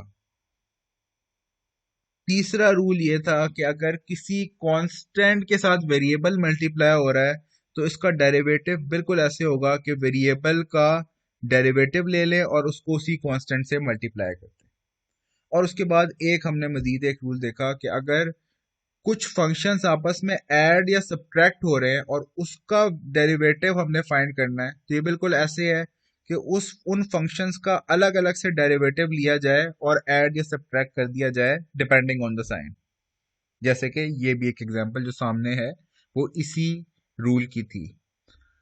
अब अभी तक हमने जितने फंक्शंस देखे वो आपस में या तो एडिशन की फॉर्म में थे या सब्ट्रैक्शन की फॉर्म में थे। अगर दो फंक्शंस आपस में मल्टीप्लाई या डिवाइड हो रहे हो तो उसके लिए जो रूल अप्लाई होंगे वो हम इसके आगे देखेंगे। प्रोडक्ट रूल, प्रोडक्ट बोलते हैं मल्टीप्लिकेशन को। तो अगर दो फंक्शंस आपस में मल्टीप्लाई हो रहे हो तो उस रूल को, यानी डेरिवेटिव उसका फाइंड करने के लिए जो रूल अप्लाई होगा उसको हम प्रोडक्ट रूल बोलते हैं। यहां पे अभी आपको जनरलाइज्ड टर्म में रूल बताया जा रहा है कि अगर y जो है वो इक्वल है u इंटू वी, यानी कि u भी एक फंक्शन है और y भी एक फंक्शन है, तो y का जो डेरिवेटिव है वो इक्वल होगा u into derivative of v plus v into derivative of u।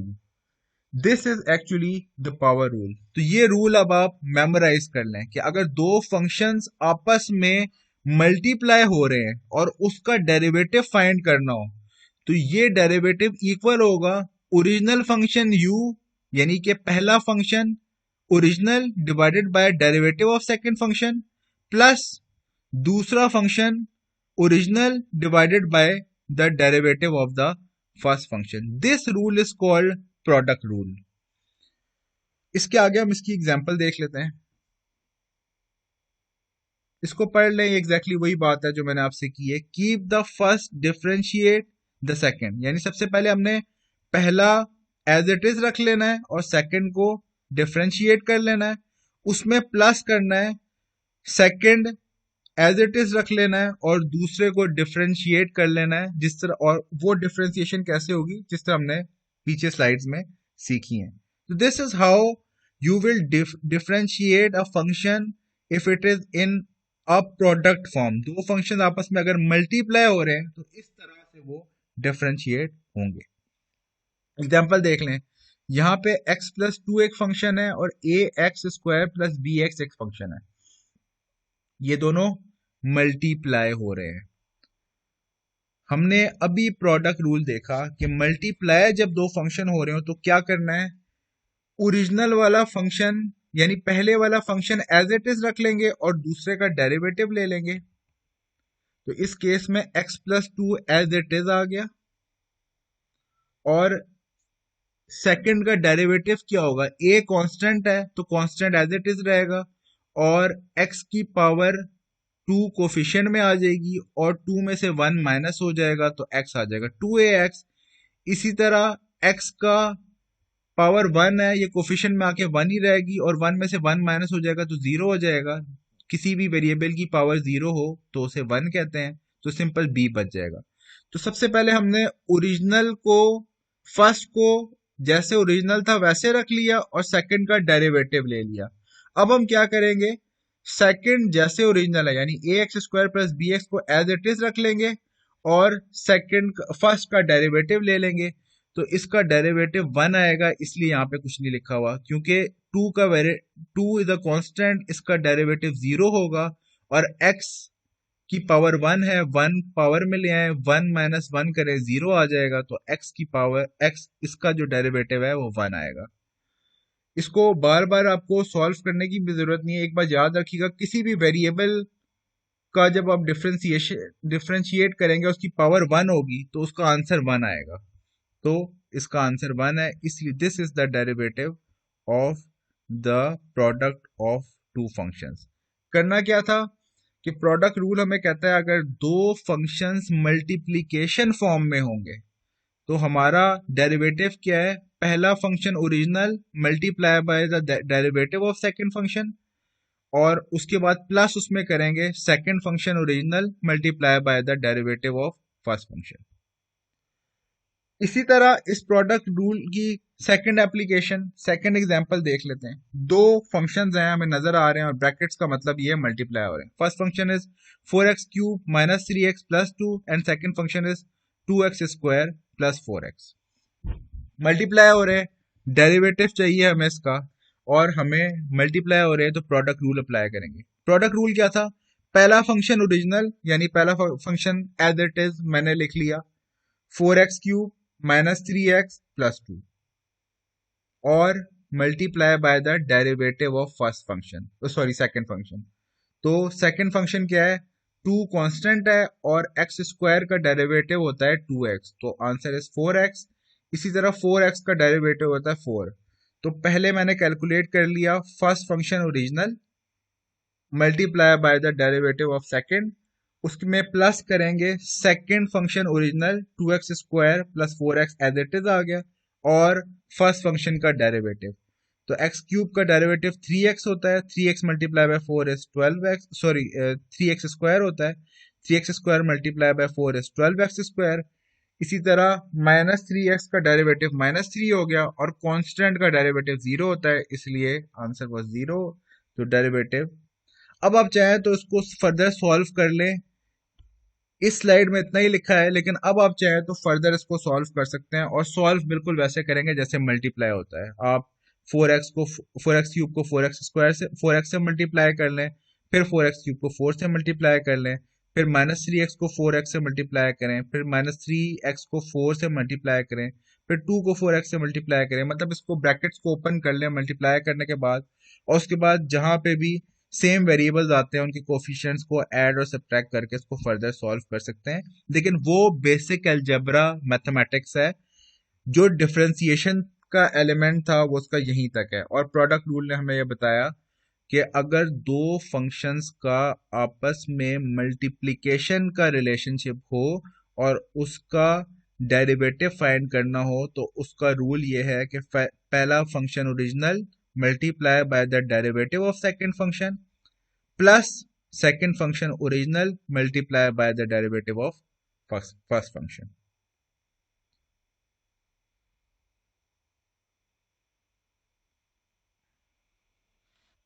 अच्छा, अब आप देख लें, यहाँ पे आपको एक फंक्शन दिया हुआ है y is equal to x into cos x. Cos x का, अच्छा, दो बातें याद रख लें, साइन थीटा हो या साइन एक्स हो, उसका जो डेरिवेटिव होता है वो कॉज एक्स होता है। अगर यहाँ पे साइन होता तो साइन का जो डेरिवेटिव होता है वो कॉज होता है। अगर और cos x का जो डेरिवेटिव होता है वो माइनस साइन x होता है। तो ये आप रूल मेमोराइज कर लें। तो सिंपली यहाँ पे ट्रिग्नोमेट्री फंक्शन का डेरिवेटिव फाइंड किया हुआ है। अब ये देख लें कि यहाँ पे प्रोडक्ट रूल अप्लाई होगा। क्यों? क्योंकि पहले वेरिएबल है x और उसमें मल्टीप्लाई हो रहा है cos x। यहाँ पे हम प्रोडक्ट रूल अप्लाई करेंगे और प्रोडक्ट रूल क्या था? पहला function original multiply by the derivative of second function, और मैंने आपको बताया कि cos x का डेरिवेटिव माइनस साइन x होता है, तो x into minus sine x हो गया। और उसके बाद हमारा क्या था कि second function original cos x original ही आ गया, multiply by the derivative of first function, और x का वेरिएबल 1 होता है। और इसको हम फर्दर सॉल्व कर लेंगे, minus x sine x plus cos x आ जाएगा, या आप इसको cos x minus x sine x भी लिख सकते हैं। ट्रिग्नोमेट्री के अंदर जो बेसिक ऑपरेशन है वो साइन और कॉस का ही है डिफरेंशिएशन में, बाकी सारे इसी के अंदर से डेराइव हुए हैं।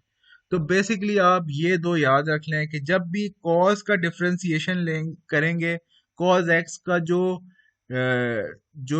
डेरिवेटिव है वो माइनस साइन एक्स होता है, और साइन एक्स का very derivative plus cos x होता है, यानी वो माइनस नहीं होता। अगेन प्रोडक्ट रूल की एक और एग्जांपल दी गई है कि दो फंक्शंस आपस में मल्टीप्लाई हो रहे हैं, 2x minus one raise to power 2 और square root of 1 minus 3x। सबसे पहले हम इसको सिंप्लीफाई कर लेंगे। सिंप्लीफाई का मतलब ये है, स्क्वायर रूट का मतलब होता है पावर इज 1/2। तो हम 2x minus one whole square को बेसिकली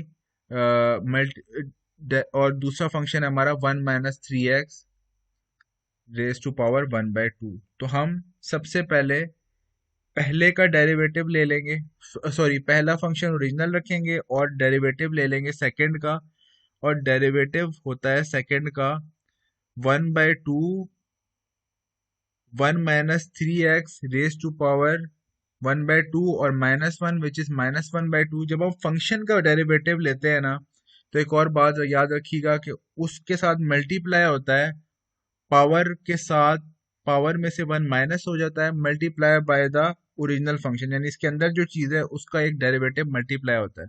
तो इसका मल्टीप्लाई हो रहा है 1 minus 3x which is 0 minus, और माइनस 3x का जो डेरिवेटिव है वो -3 है। इसी तरह अब हम क्या करेंगे, प्लस ओरिजिनल फंक्शन जो है, सॉरी, सेकंड फंक्शन जो है ओरिजिनल रखेंगे 1 minus 3x raise to power 1/2 multiply by the derivative of first function 2x minus one का डेरिवेटिव। 2x माइनस वन का डेरिवेटिव क्या होगा? 2 कोफिशिएंट में आ जाएगा सबसे पहले, 2x माइनस वन और 2 माइनस वन हो जाएगा। पावर रूल हमें यह बता रहा है। और मैंने आपसे कहा कि अगर डेरिवेटिव फंक्शन का है तो पावर रूल कहता है कि आपने पावर रूल अप्लाई करना है, multiply by the derivative of जो भी फंक्शन है, पावर के इग्नोर करके।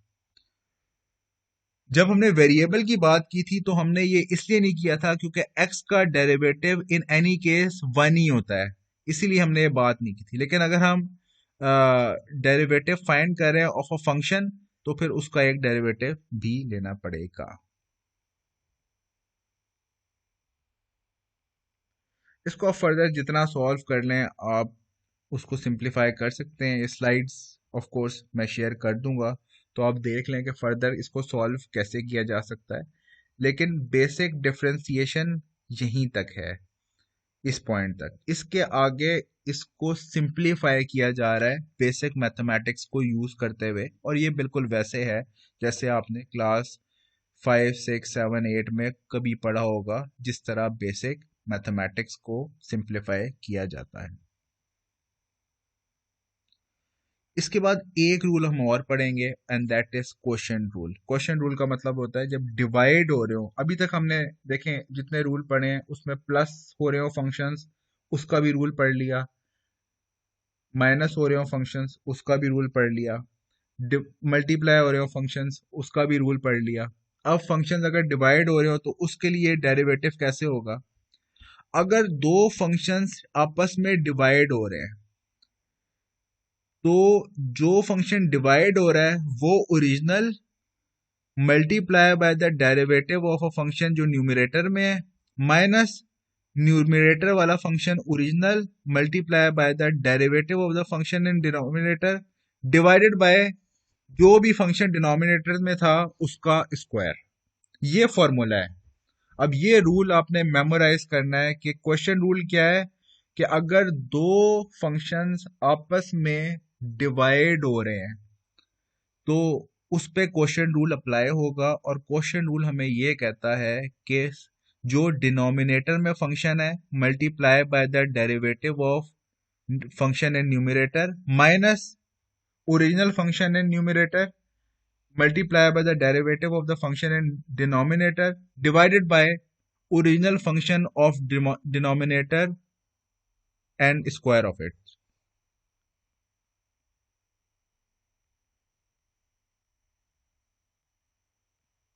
एग्जाम्पल देख लेते हैं। सबसे पहले तो आइडेंटिफाई कर लें, इधर दो फंक्शंस हैं जो आपस में डिवाइड हो रहे हैं, तो इसका मतलब ये है कि क्वोशिएंट रूल अप्लाई होगा। क्वोशिएंट रूल क्या है कि दो फंक्शन अगर डिवाइड हो रहे हैं तो अप्लाई करना है, और रूल क्या है कि जो डिनोमिनेटर में फंक्शन है वो ओरिजिनल रहेगा multiply by the derivative of function in numerator, यानी कि x square plus one original रहेगा और एक्स स्क्वायर माइनस वन का हमने डेरिवेटिव फाइंड करना है। इसी तरह उसमें से माइनस करेंगे, न्यूमरेटर वाला फंक्शन ओरिजिनल रहेगा और डिनोमिनेटर वाले फंक्शंस का डेरिवेटिव फाइंड करना है, और उसको डिवाइड कर देना है डिनोमिनेटर में जो भी फंक्शन है उसके स्क्वायर से। ये हमें रूल कहता है, तो हमने सिर्फ रूल में वैल्यू पुट करनी है। X square plus one original जो डिनोमिनेटर में था उसको मल्टीप्लाई कर देना है न्यूमिनेटर वाले फंक्शन के डेरिवेटिव से। माइनस वन का डेरिवेटिव 0 होता है, एक्स स्क्वायर का डेरिवेटिव 2x होता है, पावर रूल ने हमने हमें बताया था, तो सिंपल उसके डेरिवेटिव से मल्टीप्लाई कर दिया।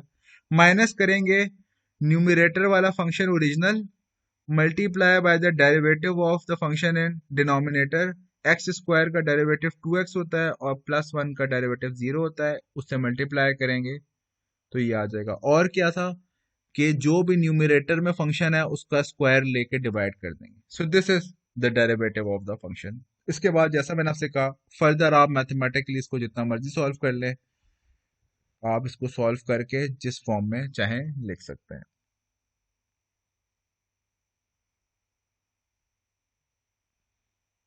अगेन इस सबसे पहले आपने आइडेंटिफाई करना है कि इस पे रूल कौन सा अप्लाई होगा। अगर तो फंक्शंस आपस में डिवाइड हो रहे हैं तो ये फॉर श्योर है कि क्वोशिएंट रूल अप्लाई होगा। अब क्वोशिएंट रूल क्या है, अगेन सबसे पहले सिंप्लीफाई कर लें। जब भी आप स्क्वायर रूट देखें, चाहे वो कोई भी तरह का रूल उसमें अप्लाई हो, चाहे उसमें पावर रूल अप्लाई अप्लाई हो रहा हो, चाहे उसमें प्रोडक्ट रूल अप्लाई अप्लाई हो रहा हो, चाहे उसमें क्वोशिएंट रूल अप्लाई हो रहा हो, सबसे पहले तो आप सिंप्लीफाई करके उसके लिख लें, उसके बाद उसकी डिफ्रेंसिएशन करें। अब एक बार इसको सिंप्लीफाई कर लिया, क्वेश्चन रूल अप्लाई करेंगे कि डिनोमिनेटर वाला function original multiply by the derivative of the function in numerator, 2x का जो डेरिवेटिव होता है वो 2 होता है। अब न्यूमरेटर वाला माइनस न्यूमरेटर वाला फंक्शन ओरिजिनल 2x आ गया, और derivative of the function in denominator, तो पावर रूल अप्लाई करेंगे, 1/2 पावर में आ जाएगा, और इसकी वैल्यू में से 1/2 में से इसकी पावर में से 1 माइनस कर देंगे और वो 1/2 आ जाएगा into the derivative of the internal function, यानी कि इसका जो डेरिवेटिव है एक्स स्क्वायर का 2x होता है और 1 का डेरिवेटिव 0 होता है, उससे मल्टीप्लाई हो जाएगा। डिवाइडेड बाय क्या था, x square plus 1 raise to power 1/2 का स्क्वायर, जो ओरिजिनल फंक्शन था उसका स्क्वायर, क्योंकि 1/2 पावर थी उसका स्क्वायर लेंगे तो पावर 1/2 और 2 कैंसिल हो जाएगी, इसीलिए एक्स स्क्वायर प्लस 1 नीचे लिखा हुआ है सॉल्यूशन में। और उसके बाद इसको जिस तरह बेसिक मैथमेटिक्स है उस तरह सॉल्व कर लें।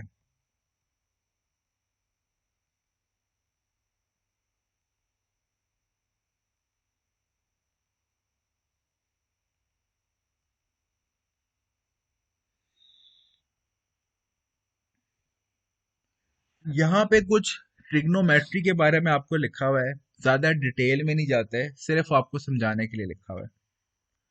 इन सब पे एग्जैक्टली वही रूल्स अप्लाई होंगे जो आप सीख चुके हैं। मैंने आपको दो बातें बताई हैं, उसी उन दो बातों से ये सारे सॉल्व हो जाएंगे अगर कभी आपके क्वेश्चन में आ गया। पहली बात मैंने आपको ये बताई कि साइन का जो डेरिवेटिव होता है वो कॉस थीटा होता है, या साइन एक्स का अगर है तो वो कॉस एक्स होगा। 1 बाय साइन एक्स की बात मैं नहीं कर रहा, अभी मैं जनरल बता रहा हूँ। और cos x का जो डेरिवेटिव है वो माइनस साइन एक्स होता है। ये दो बातें आप याद कर लें, उसके बाद ये सारे में से कोई भी आपके पास क्वेश्चन में आ गया वो आप उसी प्रोडक्ट और पावर रूल को अप्लाई करते हुए सॉल्व कर लेंगे। अभी आगे वाली स्लाइड में हम देखते हैं। ये सीक्वेंशियल x जो है ये 1/cos x होता है। कोस कोसेक एक्स जो होता है वो 1/sin x होता है। कॉट जो होता है वो 1/tan को बोलते हैं, और tan x जो होता है वो sin x divided by cos x होता है। और ये मैथमेटिक्स में उसकी वैल्यू है, ये हम कोई डिराइव करके नहीं निकाल रहे, बल्कि ये बस आपको पता होना चाहिए कि tan x जो होगा वो sin x divided by cos x के ही बराबर होता है। और ये ट्रिग्नोमेट्री हमें बताती है, जो हमारे यहाँ पे सीखना पर्पज नहीं है। इस स्लाइड को आप मेमोराइज कर लें। इसके बाद जो उसकी डेरिवेशन है वो एग्जैक्टली वैसे है जैसे हमने सीखा है। tan x किसके इक्वल होता है, sin x over cos x के बराबर होता है। सिंपली आप इस पे क्वेश्चन रूल अप्लाई कर दें। क्यों, क्योंकि sin x और cos x आपस में डिवाइड हो रहे हैं, तो रूल कौन सा अप्लाई होगा, क्वेश्चन रूल। क्वेश्चन रूल ये कहता है कि न्यूमरेट डिनोमिनेटर में जो फंक्शन है multiply by the function in numerator का डेरिवेटिव, उसमें से माइनस करेंगे न्यूमरेटर में जो फंक्शन है original, multiply by the derivative of the function in denominator divided by the square of the function in denominator. Numerator में cos x था, cos x original आ गया। sin x का डेरिवेटिव cos x होता है, ये मैंने आपको बताया था। उसके बाद माइनस करेंगे, ओरिजिनल फंक्शन आ गया sin x, इसका डेरिवेटिव ऑफ cos x आ गया जो कि माइनस साइन एक्स होता है, तो ये माइनस और माइनस बाद में प्लस भी हो जाएंगे। तो cos square x plus sine square x divided by cos square x। अब यहाँ पे मैं ट्रिग्नोमेट्री को अगर रिकॉल करूं, इतनी कम आपके लिए मैं सिंपल कर देता हूँ कि इस तरह की बेसिक एग्जांपल ही रखेंगे, इसके बाद हम ज़्यादा डिटेल में नहीं जाते। ट्रिग्नोमेट्री का एक रूल है जो कि अगेन आपने पिछली क्लासेस में ही कहीं पढ़ा होगा कि sine square theta plus cos square theta is equal to 1। तो इसीलिए ये प्रूव होके ये आया हुआ है कि ये बेसिकली 1/cos स्क्वायर थीटा बन जाएगा। क्यों, क्योंकि ये एक ट्रिग्नोमेट्री का रूल है कि sine square theta over plus cos square theta is equal to 1। तो ये सॉल्व होके ये वैल्यू आ रही है।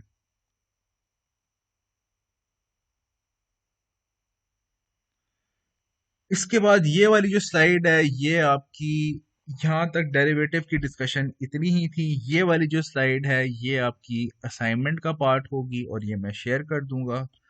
आपने इसको सॉल्व करना है और इस पे एग्जैक्टली वही रूल अप्लाई होने हैं जो आपने पहले अप्लाई किए थे।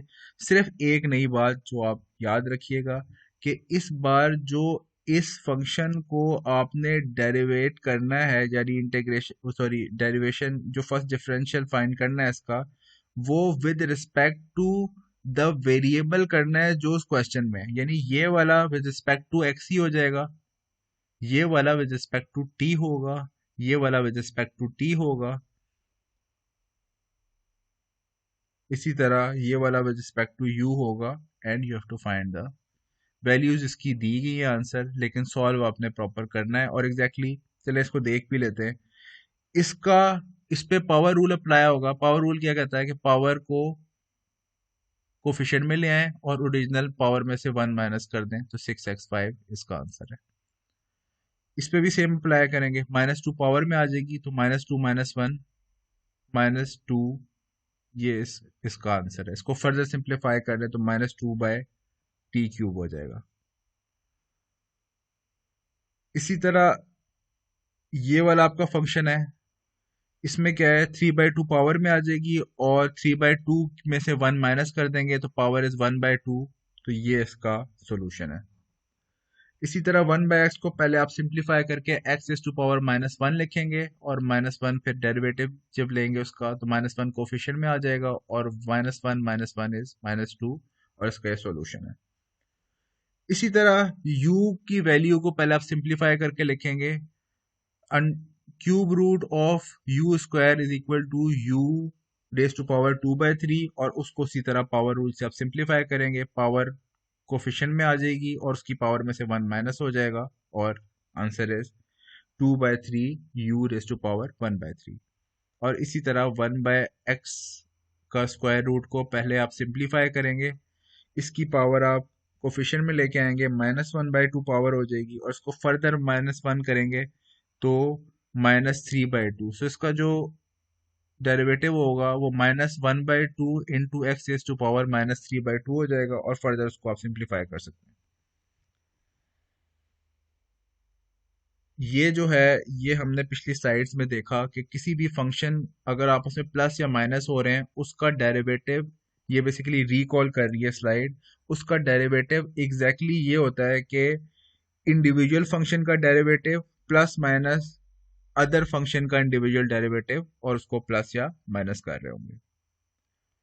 ये इसकी एग्जांपल दी गई है कि 3x⁻5 plus x4 -2x³ plus 5x² -7x plus 4 का अगर हमने डेरिवेटिव लेना हो तो हमें क्या करना पड़ेगा, 3x⁻5 का डेरिवेटिव लेंगे, उसमें x4 का डेरिवेटिव प्लस करेंगे, उसमें 2x³ का डेरिवेटिव माइनस करेंगे, 5x² का डेरिवेटिव प्लस करेंगे, -7x का डेरिवेटिव लेंगे और +4 का डेरिवेटिव लेंगे। तो 3x⁻5 का डेरिवेटिव क्या होता है, कोफिशिएंट को बाहर रखेंगे, 5 को कोफिशिएंट में ले आएंगे यानी 3 इंटू 5 हो जाएगा और raised to power 5 - 1, so 15x⁻4। इसी तरह 4x⁻4 का जो डेरिवेटिव है वो 4x³ हो जाएगा। इसी तरह x³ का डेरिवेटिव होता है 3x² मल्टीप्लाई बाय 2 हो जाएगा, 6x² हो जाएगा, साइन माइनस ही रहेगा जो ओरिजिनल साइन है। x² का डेरिवेटिव 2x होता है multiply by 5 is 10x। x का डेरिवेटिव 1 होता है मल्टीप्लाई बाय 7 इज -7 और कांस्टेंट का जो डेरिवेटिव होता है वो 0 होता है, इसीलिए ये रिमूव हो जाएगा। और अल्टीमेटली ये कुछ एग्जांपल्स हैं और उसी तरह है कि आपने 3x4 का डेरिवेटिव लिया हुआ है विच इज 12x³ -2x³ का डेरिवेटिव लिया हुआ है विच इज 6x², 5x का डेरिवेटिव लिया हुआ है विच इज -5 और सॉरी x² का भी डेरिवेटिव लिया हुआ है विच इज +2x और 7 का डेरिवेटिव इज 0। इसी तरह ये जो फंक्शन है इसका derivative with respect to v लिया हुआ है और रूल वही अप्लाई हो रहा है कि सबसे पहले आपने 3 को कोफिशिएंट में ले गए, 15v² आ गया और v की पावर 1/4 हो गई थी, इसको 1/4 कोफिशिएंट में ले गए और 1/4 में से 1 माइनस किया तो -3/4 आ गया, नीचे डिनोमिनेटर में ले आए तो पावर प्लस हो गई। This is the solution for it.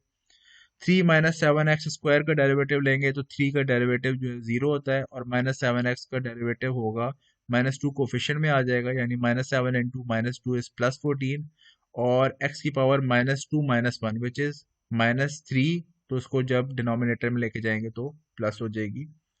और ये भी इसी तरह सॉल्व किया गया कि पहले आपको उसको सिंप्लीफाई कर लें, x की पावर -1 हो जाएगी इधर, सेकंड में x की power 4 into x into raised to power -3 हो जाएगी और x4 जो है वो 1/8 इसका कोफिशिएंट होगा और फर्दर आप उसको पावर रूल से ही सॉल्व करेंगे तो ये सिंप्लीफाई हो जाएगा।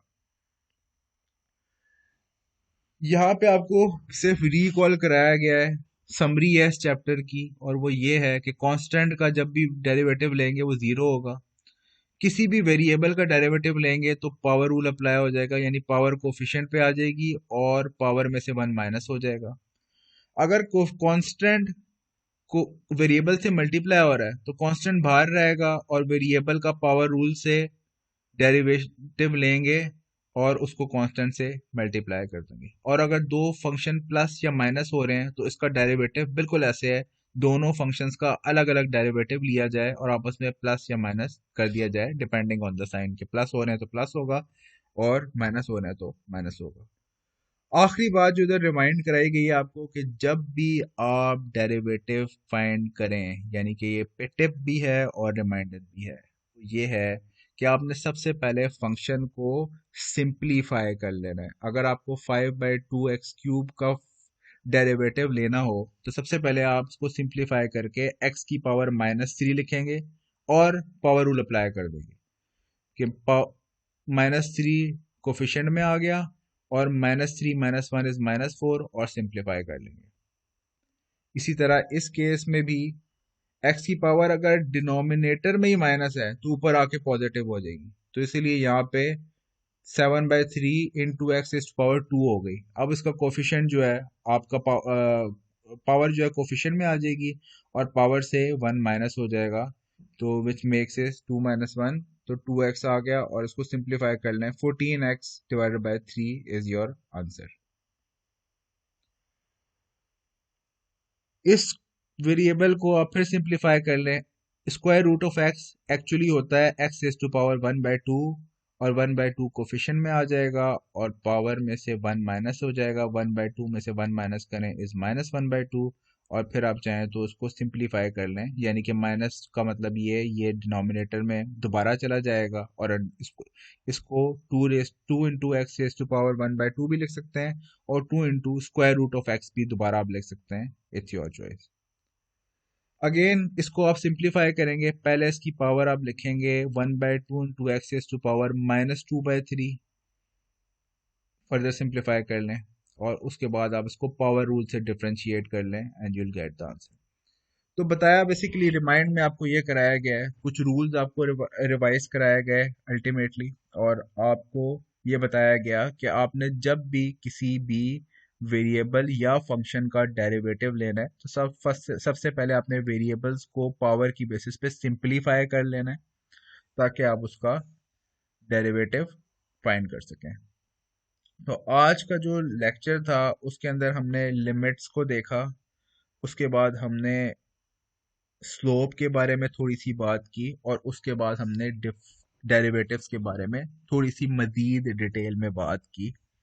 ऑफ कोर्स मैथमेटिक्स एक ऐसा सब्जेक्ट है जिस पे नॉलेज बेस प्रैक्टिस से ही बढ़ेगी। अगर ये लेक्चर आप देख लेंगे तो शायद आपकी 70-80% अंडरस्टैंडिंग होगी, लेकिन आपकी 100% अंडरस्टैंडिंग तब तक होगी जब तक आप हर रूल से रिलेटेड 10-12 क्वेश्चन करेंगे, then you will be able to solve it at your will. तो आज का लेक्चर इधर तक ही था। अल्लाह हाफिज।